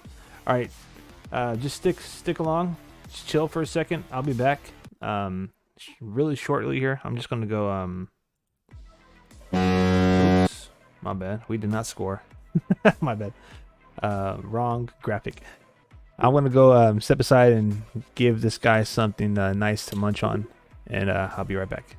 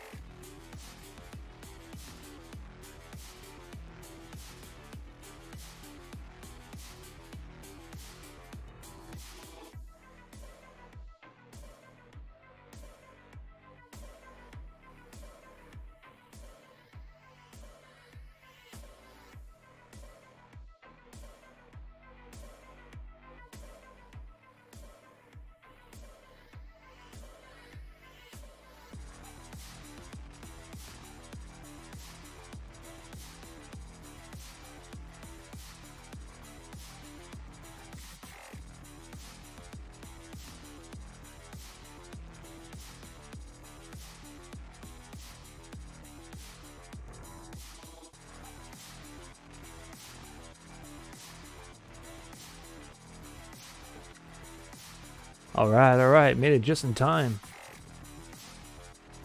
All right, what's up, everyone? Thank you for excusing me for my brief absence there. All right, so 6 minutes and 53 seconds are on the clock. Nico Sturm is in the face-off circle, which 5 minutes and 20 seconds. Sorry, completely wrong. I don't know how to read. All right, there we go. So we're back. The Shark Attack is on. We take the puck away deep in our zone. Ooh, sweeped it on the net. Another shot. 16 shots so far for the Sharks, 23 for New York Islanders. LeBanc is out there.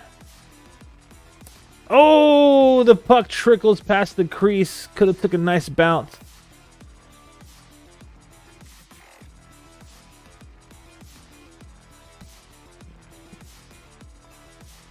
All right. Islanders kind of like reset it, and now they are pressing down in the Shark zone. Sharks able to clear. Barabanov wins the puck down deep. Now Eklund's there to give it a Hurdle. Hurdle to Ferraro. Ferraro to Burrows at the blue line. Shoots into a pile of New York Islanders in front of the net. But they give it away. And now we got it deep in their zone. We're pressing around behind the net. Barabanov takes it to Burrows. Burrows swings it back to Ferraro. New York Islanders are pressing the top of the blue line, but the Sharks are still able to get it back deep into the half wall. All right, Hurdle and Eklund out there. Eklund hunting pucks. Swaggy Eklund as dud by Jason Demers. Barabanov, Eklund, and Hurdle are doing a great job with puck possession right now, deep in the offensive zone. Burrows tries to throw it on the net, but it just gets blocked. Whew. And now a leading pass, almost to the freaking 2-on-0 there. Hurdle was there to stick that, to lift the stick, or else that would have been a clean freaking shot. Man, that was insane. So the New York Islanders, man, like, they're breaking out cleanly.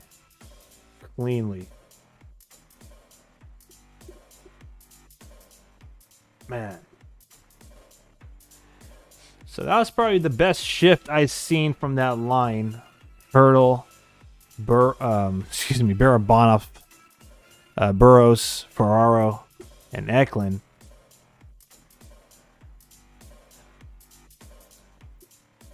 But unfortunately, we were able to get a goal out of it. And the Islanders, they just kept answering back. It was almost as if they were unfazed, creating quality scoring chances after, like, you know, having their back against the wall, so to speak. What's going on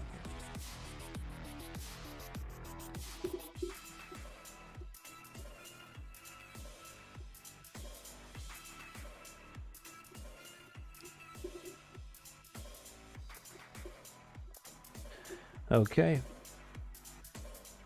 I hope the Sharks can find a way to tie this up before we go into the third period. But other than that, like, outside of, you know, the Islanders are, I'll say it, they are slightly out competing the Sharks right now. They're making the most of the opportunities that they're getting. They're making it very difficult for the Sharks to get quality chances and set up some like, they're taking away a lot of the open ice. They're literally like on our hip. And I think the biggest reason why the Islanders had some success with the goals they scored, obviously the power play, I mean, you can't really, like, you know, it's a man advantage. But for the most part, the Sharks are kind of allowing these guys to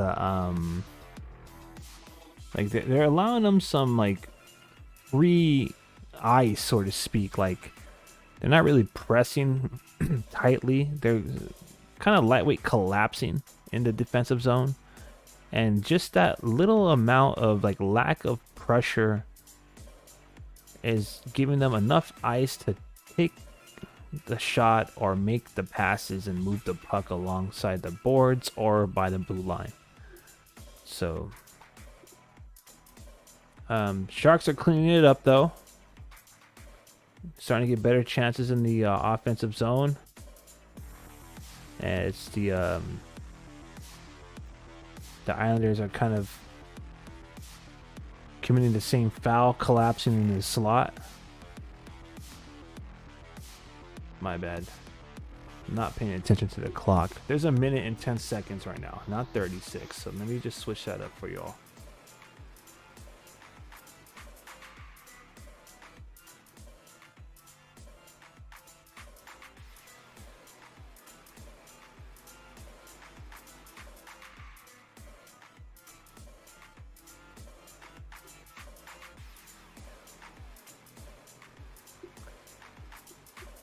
All right. Almost 1 minute remaining in the second period. Barabanov gave that away. So the Islanders are able to chip the puck up into our zone and win the race to the puck. Almost freaking whacked that out of midair into the back of the net. Ooh, Hurdle is getting through the defenders, but he ran out of real estate. Had to go behind the net. Gave it to Barabanov, but did that, like, go under his stick, or what happened? Not too sure. 30 seconds remaining in this period, folks. Zerlin, Granlund, and Duclair down there trying to make something happen. Ooh, Duclair tried to bat it down, but they're saying high stick. Womp, womp, womp. That would have been sick, though. He tried. Gotta give him, you know, A for effort.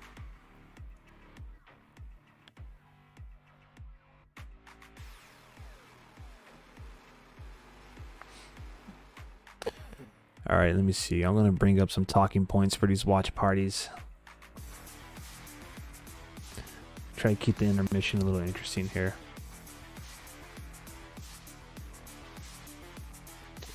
All right, they dropped the puck. 20 seconds remain in this period. It looks like that's going to do it because Islanders dumped it down deep. They waved off icing. And I'm not too sure the Sharks are going to create any more opportunities. Well, Looks like they're gonna stop the they got a Shaman Cavalcacking in. What's the matter, baby? My dog is he wants to be a part of the show tonight. Sorry, folks. What's up, baby? Did you eat? Good boy. Such a good boy.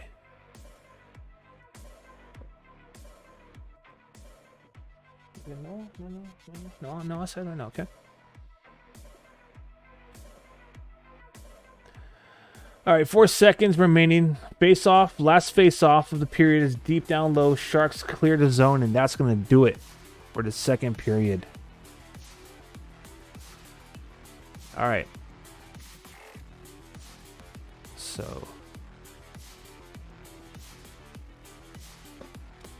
I am just briefly here, pardon me, kind of getting some things squared away to talk about here in the stream, so chat amongst yourselves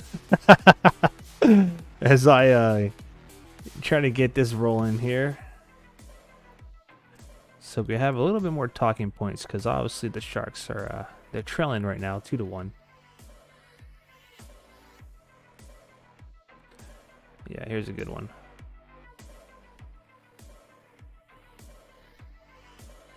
All right, cool. All right, so I'm gonna freaking do the stats really quick. I want to update the stats, so just give me a brief moment to do that, and then we'll talk. We'll have some more talking points for this intermission. Try to do some fun stuff here. So I'll be back in just a few moments, as long as it takes for me to get this these stats squared away. So just kick back, relax, and we'll be right back.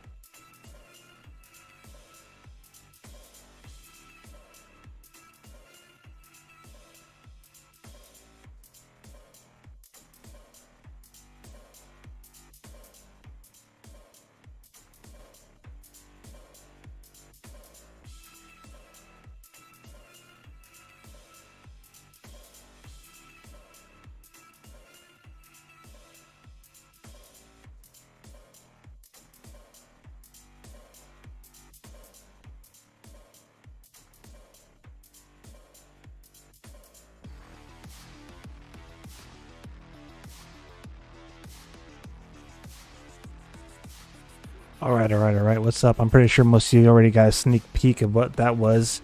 So, quick look at what the stats were at the end of the second period. So, here is what it looks like now, or at the end of the first period. Here's what it looked like. Here's what it looks like now, at the end of 2 periods. So, San Jose Sharks right now are trailing the New York Islanders a score 2-1. New York Islanders are out shooting the Sharks. I believe it's going to be 18 to 25 shots now. So let's update that. So Sharks have lost the edge in the faceoff circle. They've won 46.8% of the faceoffs. New York Islanders have won 53.2. They are 0 for 1 on the power play. San Jose is, while New York Islanders are 1 for 1. So both teams committed penalties. San Jose Sharks committed a penalty early in the first period. Mario Ferraro, New York Islanders committed a penalty early in the first period. Kyle Palmieri tripped up Mario Ferraro. And then the Sharks committed a penalty in the second period. And the Islanders capitalized on that when Kyle Burroughs was hooking against Kyle Palmieri. So, Kyle P. for the New York Islanders has been involved in both of those penalties. Whether it was whether he was committing it or being awarded it, either way, Sharks are down 2-1. Again, Islanders are just outplaying us physically. They have 14 hits. San Jose has 9, which is kind of interesting because typically the San Jose Sharks are the ones that lead in the hit department during these games. As far as blocked shots go, the Islanders are doing their goaltender a favor, Ilya Sorokin, and they blocked 14 shots. San Jose Sharks are also showing up for Kaapo Kähkönen with 11 blocked shots. Giveaways, San Jose Sharks have 2 giveaways. The Islanders have 6 giveaways. The San Jose Sharks have 1 takeaway. The Islanders have 4 takeaways. So your goal scorers in that second period was Brock Nelson. He scored his 11th goal of the season on a power play. It was a wrist shot that beat Kaapo Kähkönen at 5 minutes and 27 seconds into the second period. Dobson and Horvat get the assist. Horvat, obviously, he got the assist on that first goal in the first period, so he has 2 points tonight for the New York Islanders. The Sharks' only goal of this game came in the first period as well. Tomas Hertl got his 5th of the season, and Anthony Duclair got his 4th assist, the primary assist. All right, so I said I wanted to upload some stuff. I'm pretty sure some of y'all seen the preview of it already.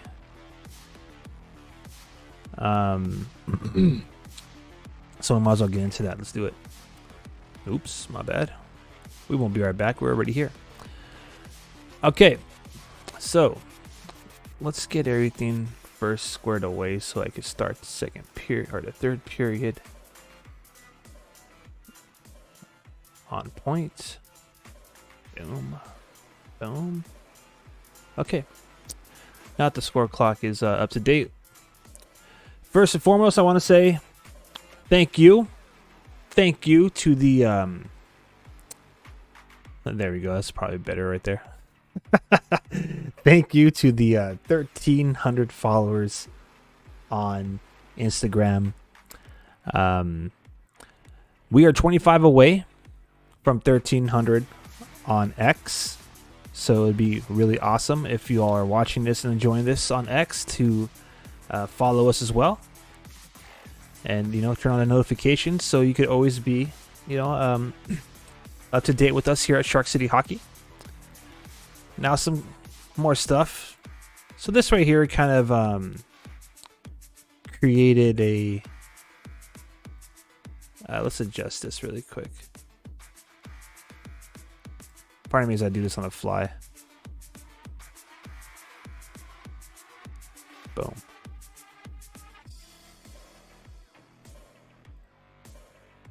So this graphic I made kind of created a stir in Sharks territory. That wasn't the goal. I was just trying to give most fans who want to see William Eklund, a glimpse of the future, so to speak. Now, in no way am I trying to show or throw any shade on Logan Couture or Tomas Hertl or Mario Ferraro. Okay, I just simply am trying to speculate. I mean, when you have people that say Cooch could be traded and Super Mario could be traded, I don't see how making a graphic that hypothetically kind of looks ahead of those hypothetical trades can be throwing shade. I think trying to talk about someone being moved in the midst of a season way before there's even any real legitimate trade talks happening, aka rumors, I think that's a little bit more throwing shade than maybe making a graphic in response. But nonetheless, should hypothetically Cooch be traded and Mario Ferraro be traded at the trade deadline, I was just suggesting what the future leadership core should be. Obviously, I'm playing favorites here, especially to the fan base, for Willem Eklund. Most fans feel, including myself, that he is still quite removed. He has quite some time before he's actually given a C, or an A at that matter. More than likely, what I believe is next in line would undoubtedly be Tomas Hertl. Some fans are even saying that, don't be surprised to see Tomas Hertl move during the season, which would be even crazier. But nonetheless, I threw the A on Duclair just because I like it. I like the way it looks. I feel like he's been delivering. I feel like he's been, and he has that Stanley Cup Finals experience. And, even as you've seen in today's game, he's just making opportunities. So, like making it happen, you know what I'm saying? Creating chances when there otherwise wouldn't really be any there. So again, it's all just in good fun. For those of you that want to feel some type of way or be lightweight offended to USA, stop being hypersensitive. Anyways, and last but not least, which is more fun, I think, in my opinion,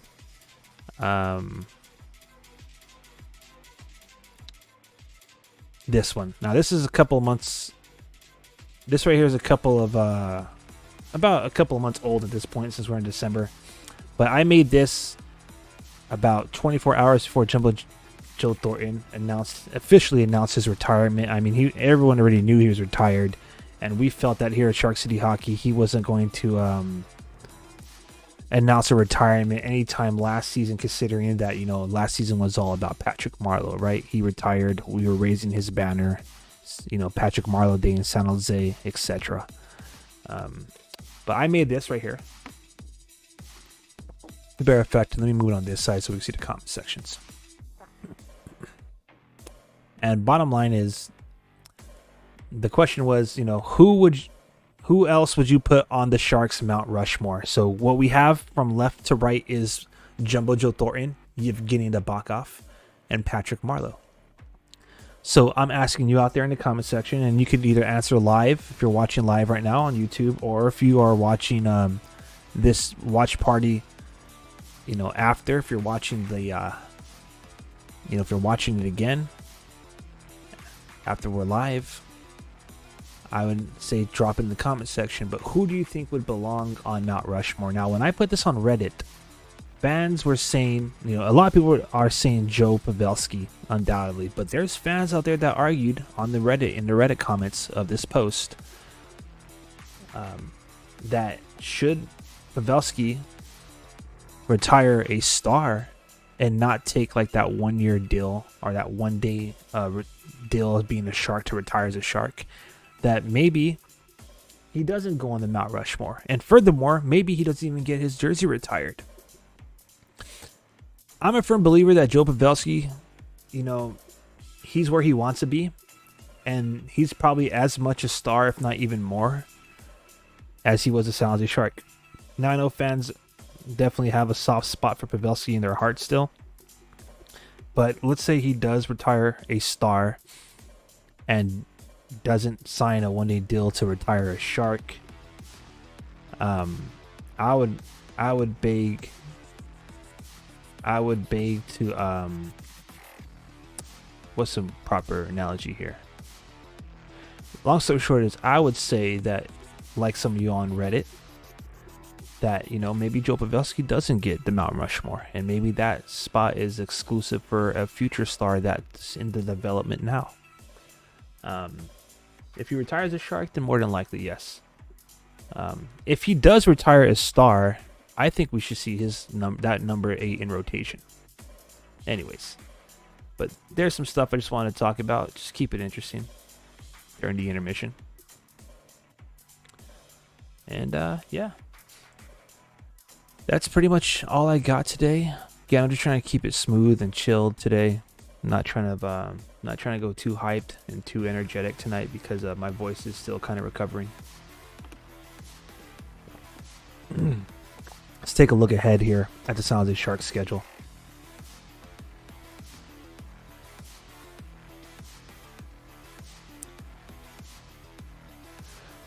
So, one more period remains in regulation. We'll see if this takes extra time. San Jose Sharks are 6-17-2 right now. New York Islanders are 10-7-6. So there's no reason to believe that we can't come out of this game with a dub. We'll see how this third period plays out.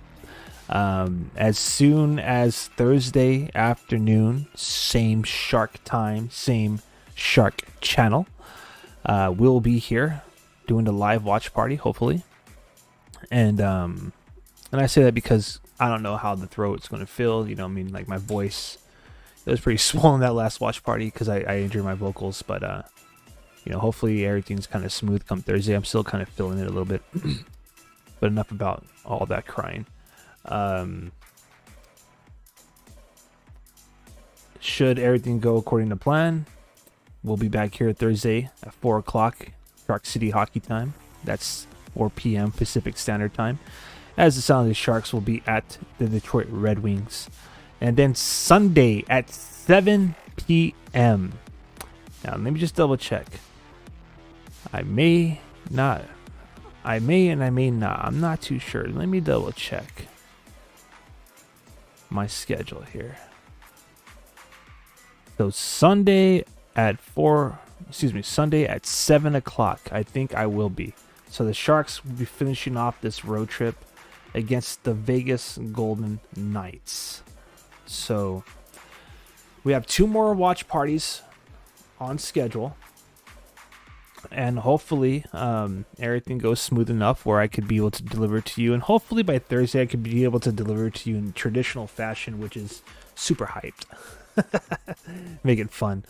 But right now I'm trying to keep it chill and mellow just for the sake of sparing my voice. So, how much more time remains in this intermission? Let's take a look. It looks like we're about to start it up right now. So, let's get prepared for the third period. And I'll try to keep this 20 minutes as on point and interesting as possible. Let's see really quick how the Sharks are doing. So Duclair, he has a point from his assist off of Tomas Hertl's goal. Zetterlund, as we mentioned earlier, he kind of made that happen by attacking the net and getting the puck behind the trapezoid. So he's got a positive one. With Duclair's a positive one. Hertl, Eklund, and Barabanov got a negative one, so they're on the ice when they're scored against. Hertl has a goal today. Hertl is 43.8% of face-offs. Nico Sturm is 50% in face-off wins. Granlund's 53.8%. Kaapo Kähkönen right now, as we said in the previous, not too long ago, his save percentage is above 900, so .923. He has 24 saves on 26 shots. So 24 out of 25 even strength saves, and obviously 0 for 1 for power play. So they dropped the puck. It's time to roll. Let's see what we got.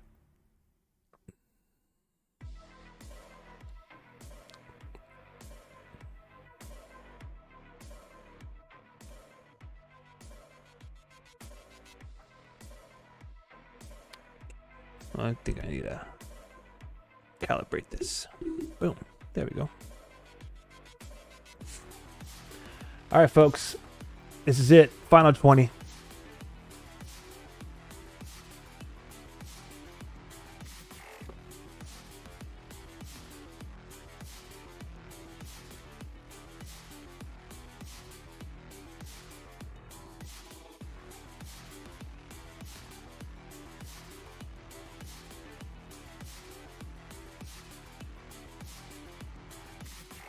All right. So both teams are kind of filling each other out right now in the neutral zone to start off this period. The puck has entered both of the Sharks and Islanders zone, but both teams were there to recover the puck and advance it out. Now Justin Bailey's down deep trying to create an opportunity for the Sharks. Nico Sturm swings that puck all the way around, but Sturm and Bailey kind of collide into each other, and that puck goes New York Islanders' way. New York Islanders have a breakaway. Nice save by Kaapo Kähkönen, baby. Big save by Kaapo Kähkönen. That means type big Kaapo energy, please. Big Kaapo energy in the freaking comment chat section. Whatever you want to call it. Big Kaapo energy. Freaking save on a breakaway. You're getting tested early. Not even 2 minutes into the period. All right, Sharks ice the puck. But that was beautiful, so. Who was that?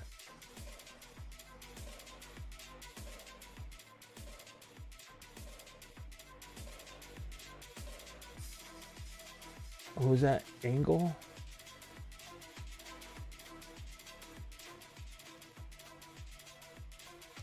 Doesn't matter. He tried to test Kaapo Kähkönen's left leg, left side on. He made a nice leg kick save, so the game remains 2-1. Some more neutral ice play. Sharks are denying the Islanders from entering the zone, so they have to retreat behind their own blue line to reset.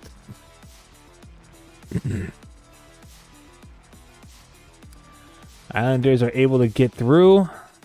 They're now down deep, and they're setting up now at the point in the Shark zone. The puck takes a weird bounce off the ice into the front of the net. Sharks recover, feed out. Now you have Zadina and Hoffman. All right. McDonald joins them. Farrell puts it on the net. It just kind of bounces awkwardly to the side.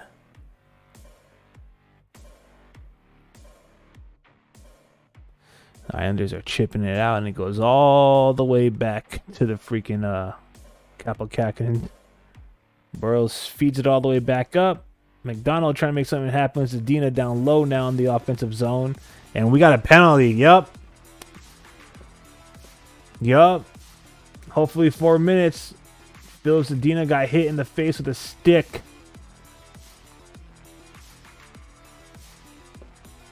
Let's see what we got.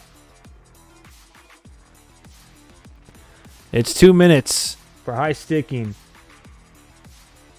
Zikas raises his stick. It looks like he was trying to go for a stick lift, but it just gets high and it hits Zadina right in the freaking helmet. So that's good that the call goes our way. And the Sharks now are on their second freaking power play of the game, which means let's try to get this game-tying goal, baby. Addison takes a blast from the point, and that goes wide. Now the Sharks have to reset. Oh my gosh, Sharks are 2-on-1 shorthanded. The Sharks are freaking defending a 2-on-1 shorthanded. And Kaapo Kähkönen comes up big on the freaking save. What is going on? 2 power plays for the Sharks and 2 shorthanded opportunities for the Islanders. And then they ice the puck. What the F is going on? Oh my goodness. Come on. Man, Calen Addison did a great job of... It was a 2-on-1 against Calen Addison, and he did a good job of keeping his stick down low, getting his body low, take away the passing lane, and he, pretty much helped Kaapo Kähkönen angle off that shot. and make a save. But nonetheless, man, the San Jose Sharks gave up a 2-on-1 rush, odd man rush, while on the freaking power play. So here we go. Eklund's out there. Addison's out there. He blasts Eklund down low. Misses the freaking rebound. Zetterlund's there with Hertl. Looks like Granlund is on the other point. Oh! Granlund takes a pass shot and Eklund redirects it, but it goes right into the crest of what? Who was his name again? Sorokin. Ooh! Eklund had a nice opportunity on that shot. So Eklund, actually Granlund wasn't a shot pass. It was just a pass. But man, that was a good opportunity. Unfortunately, Sorokin made, he played a good position and made a good play on the puck. So 51 seconds remain on this power play. Shots on goal are becoming a little bit more respectable now. San Jose has 21. Islanders have 27. Just happy that it's under 30. Oh, Addison with a nasty freaking backhanded pass, and it goes off of a freaking Islander down low and right in front of the net at Kapokak. And I'm glad we're able to escape the zone. We have 25 seconds left, trying to make something happen, trying to salvage this power play. Oh, man. Eklund almost had a chance man in net, but he loses the puck. This is one of those freaking odd situations, and another giveaway, another opportunity going the other way while we're on the power play. Oh my gosh, they scored a shorthanded freaking goal. What the F, man? Too much sloppiness by the San Jose Sharks with handling the freaking puck. These dumb no-look backhanded passes, not even really freaking like connecting, just giving it away. And with like, what? 1 second. How did they do that? We have 4 guys surrounding one dude while we're on the power play. It makes no sense. No one commits. Oh my gosh, this is Bootsy. My bad. I'm sorry, my bad. Nobody is saying anything. Everyone's watching, etc., etc. All the cliches can be bundled into one. But nonetheless, freaking San Jose Sharks allow a shorthanded goal, and now the New York Islanders are up 3-1. Oh my gosh. Wow. I was just about to say this too, that even though we've been on the power play, it seems like the freaking Islanders have been getting the better opportunities while we're on the man advantage. Great. Gosh, Nico Sturm is invisible pain right now. I think he got slashed. Something happened, but that's the last thing we need from someone who just came back off of the injured reserve list. But he's in the face-off circle right now. It's down low in New York Islanders zone.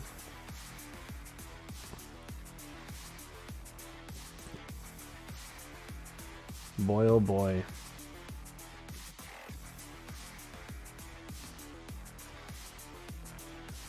New York Islanders are pressing again. You know, I don't want to be the downer here, but that might have done it. And what's going on? I think we're going to get a penalty. Let's see what happens.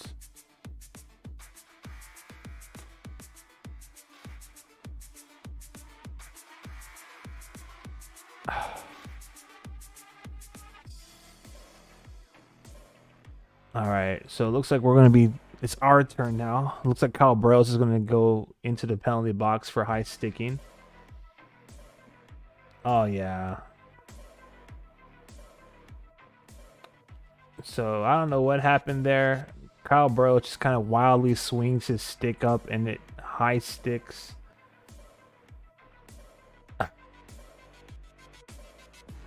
He high sticks Brock Nelson, who scored a goal on us. So this guy needs any motivation, any more motivation. Here it is.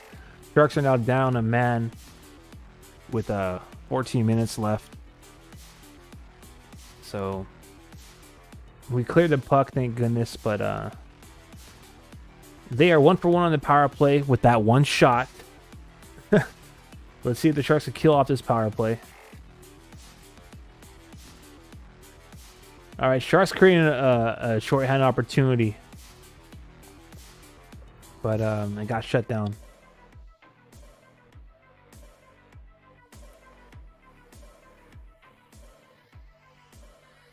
Oh, Barzal with a nasty spin move on Hurdle. Horvat for New York Islanders controlling it down low. Now Nelson, Barzal, Dobson out there in the power play for the New York Islanders. They're trying to set it up. Nice. Hurdle skates get in the way of a pass, so that takes a nice Sharks bounce all the way out of the zone, deep into the New York Islanders zone. And it looks like Hurdle just tripped. Hurdle just tripped up. I don't know who there, but Hurdle is going to go in for tripping. You've got to be kidding me, dude. So Brock Nelson. Man, Brock Nelson, man. Boy, oh boy. This guy's been just drawing penalties on us. So Tomas Hurdle trips up Brock Nelson after he gets high-sticked. Was that Brock Nelson earlier? No, it wasn't. Never mind. I think it was. I'm totally forgetting now because this is flustering. This is flustering. So the Sharks are going to be down 2 men right now. 2-man advantage for the New York Islanders, man. I think David Quinn's calling a timeout. Either that or Tomas Hurdle is doing the very smart and strategic thing and taking the slow stride from the bench to the penalty box, because when he took the penalty, he did skate to the bench to make the line change. Tomas Hurdle is over there kind of sluggishly, like unconfidently, like all down and out, making his way to the penalty box. But it is what it is. 40 seconds of 2-man advantage right now, and they're trying to set it up. Granlund doing his best to shave some seconds off, which he does, but they're setting up. Oh, what a save! What a save by Capo Kakinen! Big Capo energy, baby! Woo! Flashing the leather. I love it. There's a screen in front of Capo Kakinen, okay? There's a screen in front of him. It's freaking 5-on-3. And he had his glove right there. They take the shot low on his left side, glove hand side, and he flashes the leather and makes a glove save, which is huge right now as we're down 5-3. 10 more seconds remain on this power play for the Islanders. They're doing their best to freaking get a goal before the next guy, or before we get our guy back. Nice save by Capo Kakinen again. I'm going to mess up my voice. I could tell. I'm going to try to take it easy. All right, so the Sharks kill a penalty. They got one guy back. About 55 seconds remain on the the Hurdle penalty.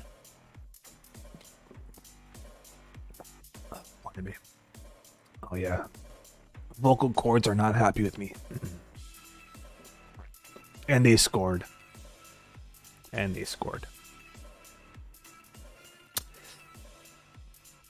Oh boy. Well, Sharks fans, it's gonna be one of them nights.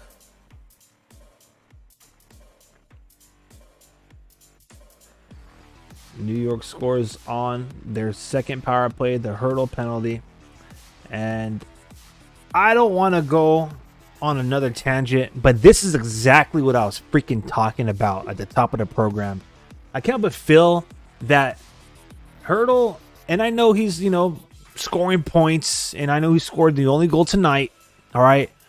But I can't but feel that he is, always, contributing to the woes in Sharks territory, those same problems that we've been dealing with for the last few seasons, right? Again, I'm not, it's a team effort, etc., cliche, but Boy, oh boy, man. Am I tired of him either giving up the puck, not taking the shot, committing the penalties. Like, this guy's supposed to be the leader out there. He's supposed to be leading us toward victory, not leading us toward our losses. And again, you say what you will. You know, I mean, I know everyone feels a certain way about Hurdle. It's like they're so quick to protect him, and like, I get it, you know what I mean? But at the same token, like, it's just too much at this point, man. Like, I mean, it is what it is, man. Oh, nasty turnover by Bailey in front of the net. These guys are pressing so bad right now, the Islanders. Right now, the name of the game is try to survive the next 10 minutes of hockey, because the Sharks are freaking getting owned right now. They're getting owned. So, I mean, what a sequence of events. Bailey turns it over. Calen Addison finds himself on his belly in front of the net. Like, gosh, it's just starting to look ugly. It's starting to freaking implode here. Ooh, Burrows. Great awareness by Kyle Burrows. There was a loose puck with a wide open net, and Burrows was able to clear the zone on that.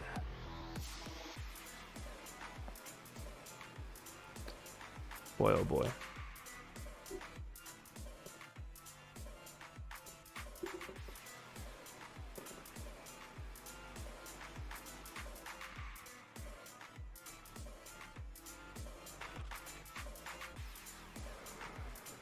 Oh yeah, just looking at some of the stuff, see if there's anything worth, noteworthy, worth, reporting here.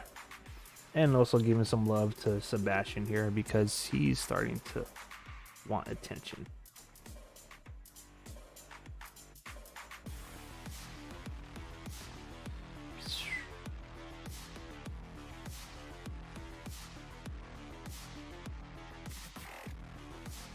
Well, I don't know what else to say to y'all, Sharks fans. Sharks are not looking too savvy here.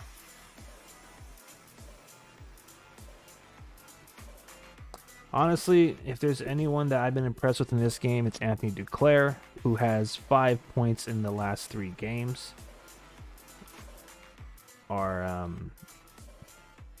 He has 5 points in the last 3 games. 3 goals, 2 assists. Fabian Zetterlund has back-to-back. He scores back-to-back games. He has a goal and assist. Anthony Duclair and Fabian Zetterlund had the assist on Tomas Hertl's goal. I mean, and people are calling him trade bait. People are saying we got to get rid of him. Like, why get rid of Anthony Duclair? That makes 0 sense. Like, wouldn't you want to keep the players that are actually doing something for you on the ice? You know what I'm saying? Like, anyways. I mean, again, I really hope that Logan Couture comes back ASAP. I know he might be dealing with a groin injury or whatever the lower body injury may be. And I know he has a history of, like, injuring himself. But I'm at every game. I know people at every game who have deeper access to the squad than I do, and they see this guy on a regular basis, the captain. And there's a whole different there's a big difference between skating on the ice at a pro level versus, like, walking around and chilling in this, in the arena. But nonetheless, from what I'm hearing is, there isn't any, like, he's passing the eye test. There isn't really any, like, clear indication that he's actually dealing with any sort of injury. Now, I want to, I'm not trying to sound all out of pocket. I'm just simply saying that, like, when is Couture going to come back? We need him on the ice. What's the matter, baby? And, yeah. I think Sebastian's getting... What, baby? You need some attention? Come here. Come here.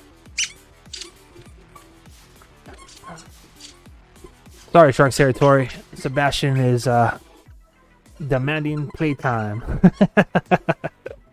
There you go, play, baby, play.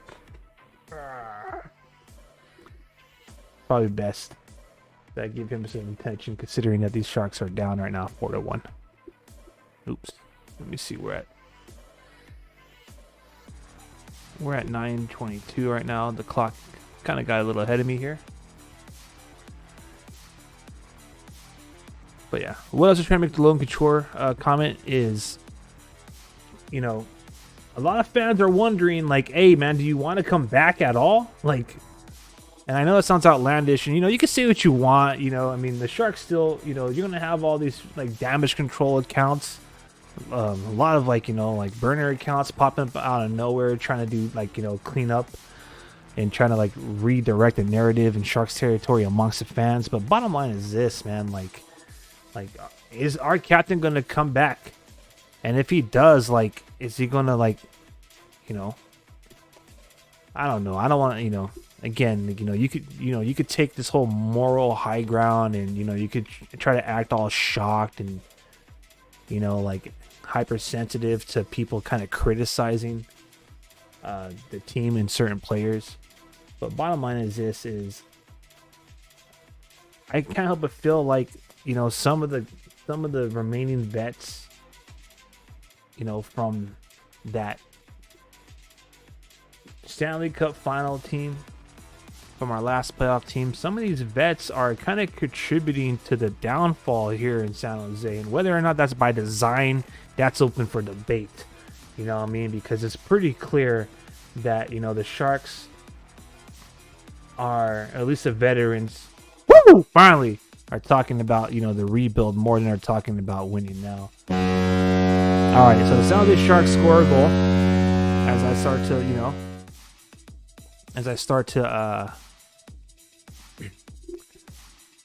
lay it thick on my critiques here. They go and score a goal, so that'll shut me up for a while, thank goodness. But bottom line, it looks like Kevin LeBanc scored a goal here. Let's see what we got. Ohotyuk shoots it, and I think LeBanc redirects it. Not too sure. As of right now, the official goal is being accredited to Nikolai Ohotyuk, or Hodachuk, depending on who you ask. And it's going down. It's unassisted. 11 minutes and 55 seconds to the third period. The San Jose Sharks now are trailing by 2 goals, so we'll see if they have another comeback left in them, like they did almost in the other New York arena. But it looks, you know, based off how Kevin LeBanc reacted on celebrating, it looks like he redirected that shot. So we're gonna go with Kevin LeBanc until otherwise. Actually, now they're saying Nico Sturm. NHL.com is saying Nico Sturm unassisted with the tip in. So it's anyone's guess.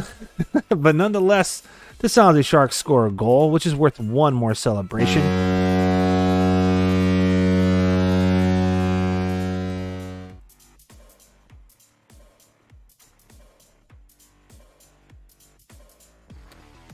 All right, the Sharks are looking hungry.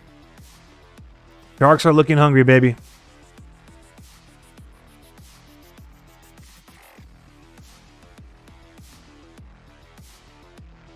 "24 shots on goal for San Jose, 32 for New York Islanders." Right now, score is 4-2 for New York Islanders.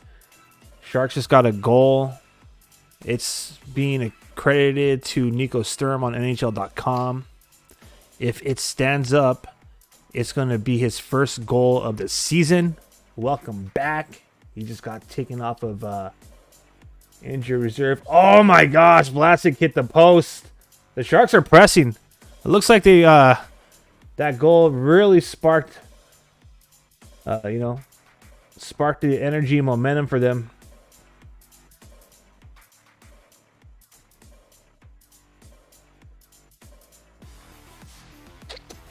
Come on, baby.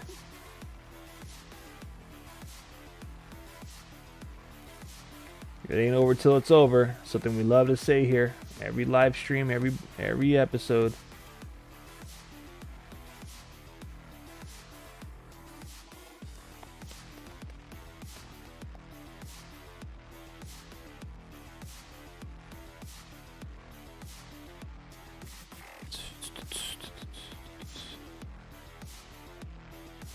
Nico Sturm. Ooh, almost an opportunity, but like Kevin LeBanc was kind of, he blew a tire and crashed in front of him. I think it interfered his ability to get a quality shot on net. Oh, nice save by Kaapo Kähkönen. 5 minutes remaining in this game, fans. 5 minutes remaining in this game. All right, so let's see. I'm hearing word that they changed it again. Supposedly it's being accredited to Kevin LeBanc. I'm not seeing it on NHL.com, but I'm not going to argue with the broadcast.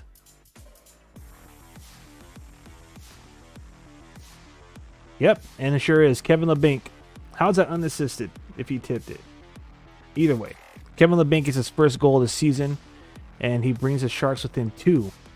So Sharks are trailing 2 now, as Kevin LeBanc was able to score at 11 minutes and 55 seconds into the third period. Right now, officially, there's about 4 minutes and 48 seconds. So let me update the clock for y'all watching at home, watching along with me here.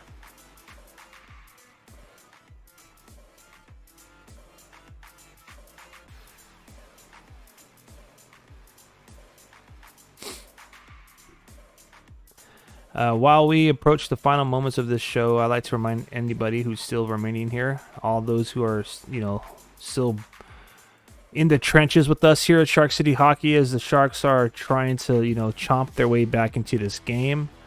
I encourage you to like this live stream on YouTube, and if you haven't done so already, please subscribe. I'm going to step aside really quick, take a quick break while they're on commercial break, so don't go anywhere. We'll be right back.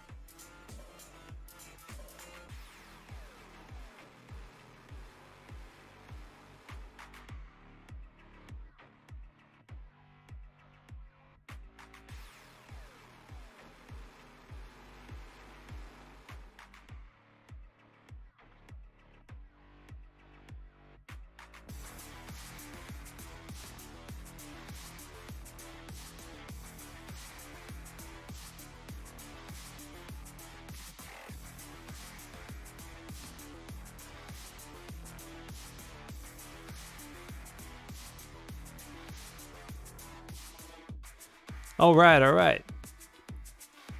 Game on. Kind of cool. So Kevin LeBanc does get accredited with the goal, and that's cool because if I'm not mistaken, he is from Staten Island, New York. So that's what's up. If there's any positive you want to take out of that, Kevin LeBanc gets his first goal of the season. I think Nikita Hodeyuk should get or Hodeychuk, however you want to say it, should get his I think it's a Hodeyuk. I'm gonna go with that because that's what Nick Nollenberger said, if I'm not mistaken. But don't quote me on that. But he should be getting the assist on that, and if that's the case, then that'll be his 6th assist of the season. It's not updated on NHL.com.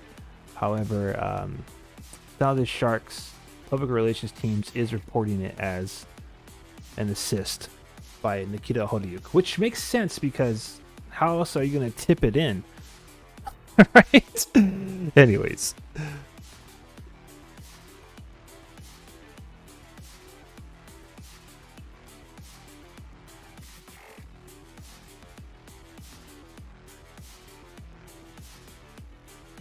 All right.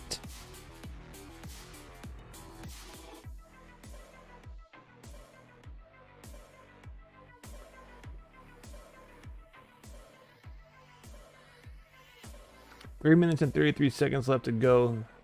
Sharks win the face-off deep in New York Islander zone.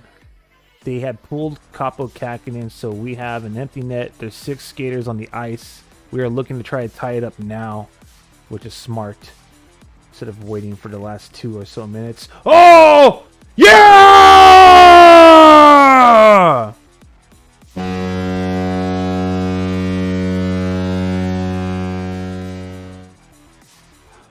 Woo! The guy that I was just freaking chewing out for the freaking penalty he taken totally redeems himself. All crazy. Yeah. Tomas Hertl, baby. The puck takes a nice Sharks bounce behind Sorokin. I don't know how it didn't bounce into the net, but it bounces behind him, finds its way behind the net. Tomas Hertl freaking brings it to the front and shoves it home.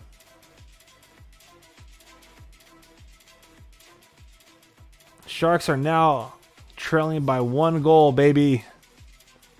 That's Tomas Hertl's 2nd goal of the game. That comes unassisted. That's his 6th of the season. Sharks still on the ice with 6 skaters with the empty net.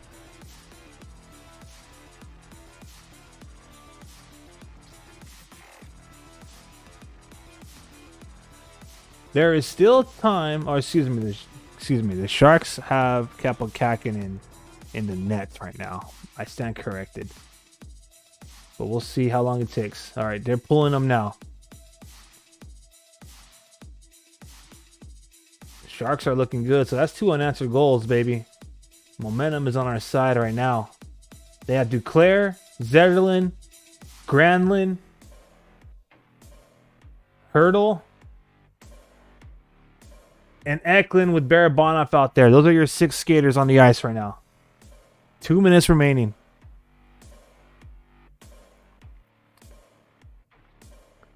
Again, Zetterlund, Granlund, Duclair, Barabanov, Hertl, and Eklund. I think that would be your top 6 forwards, ladies and gentlemen.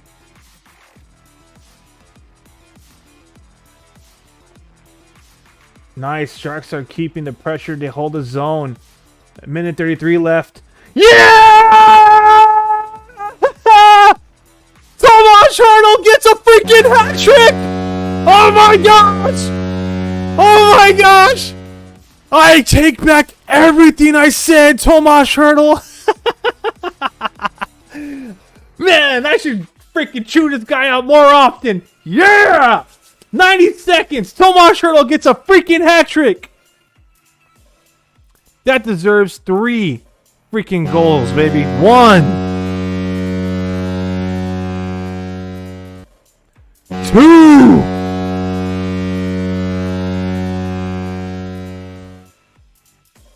3, baby. 3 goals. I don't freaking believe it. Thank you, Tomas Hertl.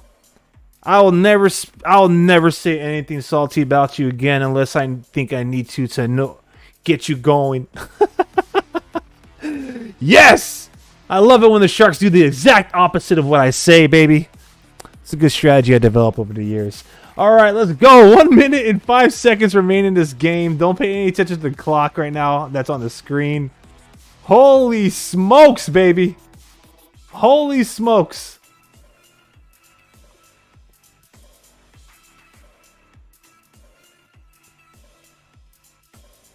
The Sharks, if they could freaking hold on to this or find a way to win, we're about to find points in what? In 5 of our last 7 games. If I'm not mistaken. Let me just look that up really quick. That's what I'm freaking talking about. I think we're taking a timeout, which would be awesome because then we could maybe try to win this game in regulation. But let's check it out.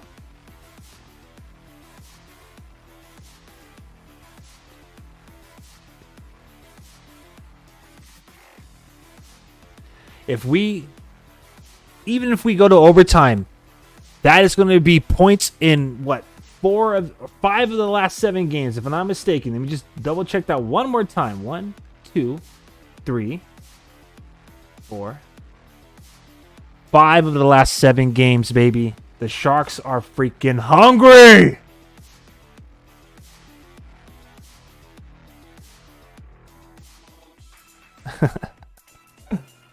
Woo!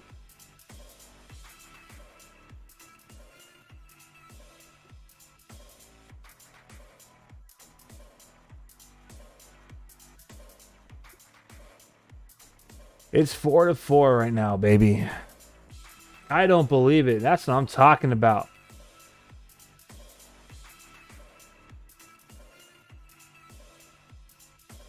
Tomas Hertl totally redeemed himself. So you're telling me there's a chance? Oh my gosh, dude. Tomas Hertl is now playing like he's on fire. That's what I'm talking about. Not too long ago, when he took that penalty, he was skating, long face, sad, shoulders down, visibly upset. And since then, 2 goals back-to-back to get his hat trick. I think his 6th career hat trick. We're going to overtime, baby.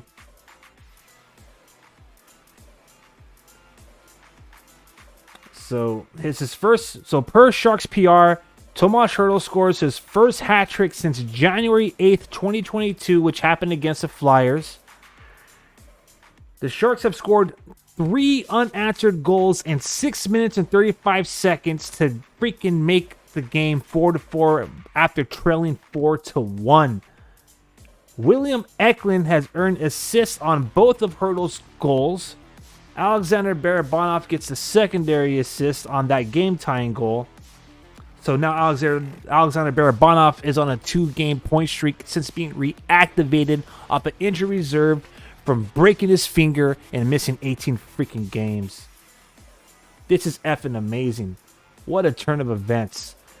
Tomas Hertl, his 6th goal of the season, which I didn't report, was Granlund got his 10th assist of the season, the primary assist on that.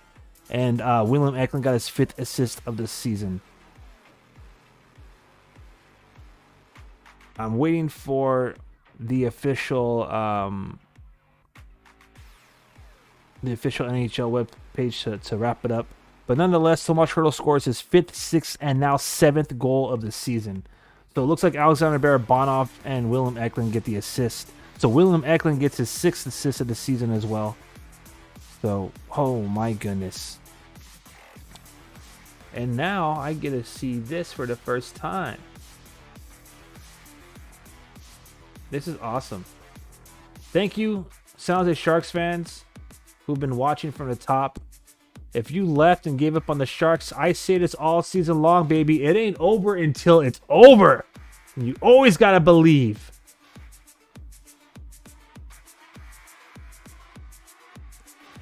And I'm going to own it right now because I don't care. I'll own it.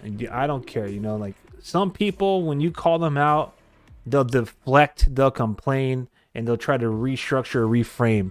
If I'll call myself out, man. Like, I was grilling Tomas Hertl. I wasn't satisfied with what he was doing on the ice.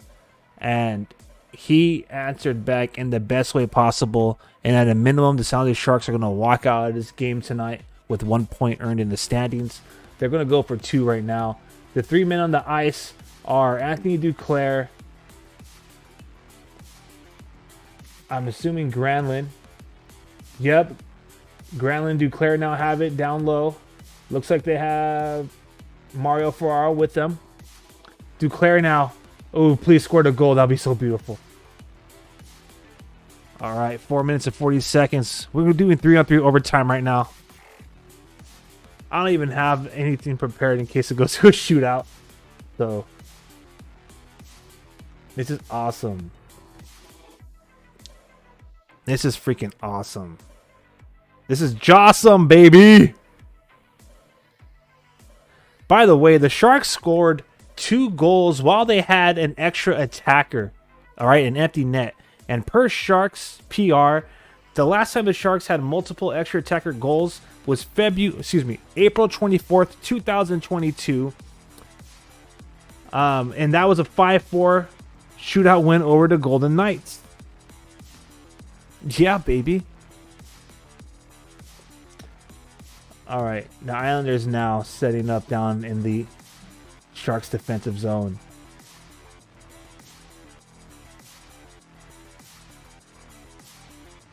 Yeah, let's go. Sharks advance the puck now. Fabian Zetterlund looking at the net, pulls the trigger, but it got deflected. All right, Hurdle and McDonald are out there defending down low. At least they're playing tight. McDonald blows a tire. Ooh, that almost gave the Islanders a chance, but they freaking lost control of the puck, so thank goodness. Oh, a blast from the freaking face-off circle by the New York Islanders hits the post. Hurdle, McDonald, and Zetterlund are out there. Come on, boys. Skate! Skate! Stop standing still. Skate! Put some pressure. My bad.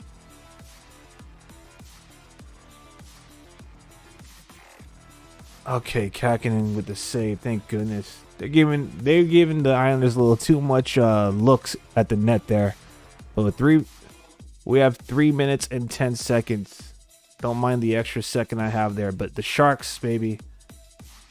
I love this. Okay, I just want to say this right now. All right. In the last, 3 games, the San Jose Sharks have scored 15 goals. 15 goals.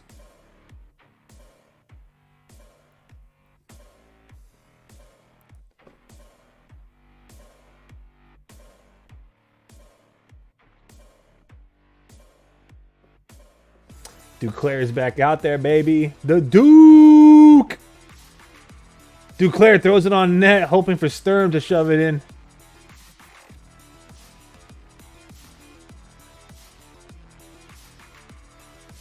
I know that's some BS. My bad. So Islander crashes his own net and he grabs Sturm's stick right in front of the ref and they don't even call the penalty. That's some BS. That's some bullshark, but whatever. Brock Nelson fanned on the shot. Thank goodness there. Ferraro is... Oh, please, Ferraro, don't, Ferraro. Okay, he's another one of those Sharks that's been like... Ah. All right, Eklund, baby. Here we go. Eklund, Ferraro. Willem Eklund! Oh! Willem Eklund going for the game winner, baby.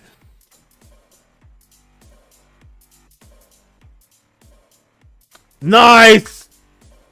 Kakinen. Okay, so it was going back and forth. Eklund had a chance on an opportunity, one-on-one. Dobson had an opportunity against Kakinen, one-on-one. It's going back and forth now. Pace is picking up. Eklund visibly needs a line change.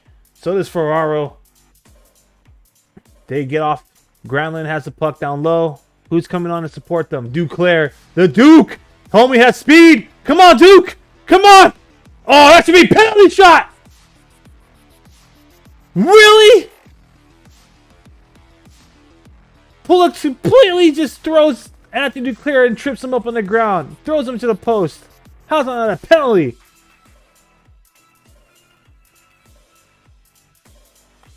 Hurdle. If you can get the 4th goal, bro, I'll buy a jersey. I'll buy your jersey tomorrow.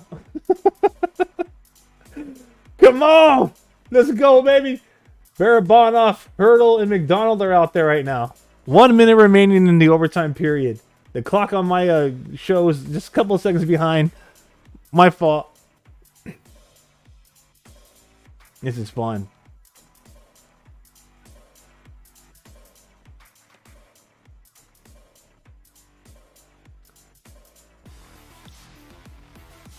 All right, Islanders are trying to press, and Zetterlund poke checks it away, pokes it again, forcing the Islanders all the way back to their own zone. Eklund's back on the ice. Ooh, it hits the post. New Dobson hits the post again, I think, man. All right, here we go. Granlund, Zetterlund, Eklund entering the zone.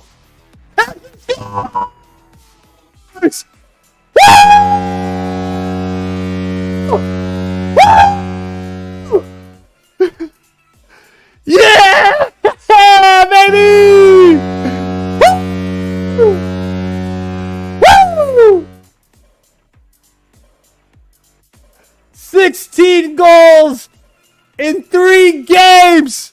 The San Jose Sharks win, baby.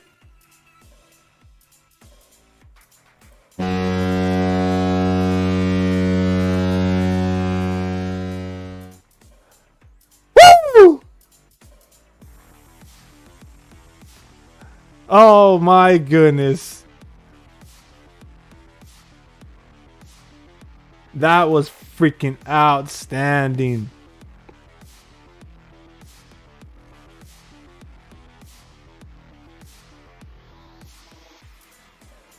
I love it. My bad. Just rewatching this replay.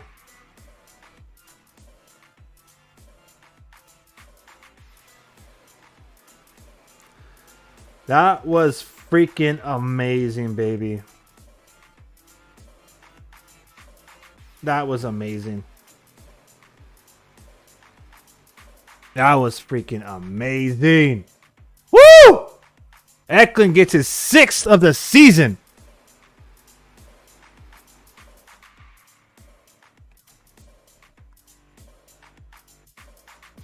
That was awesome.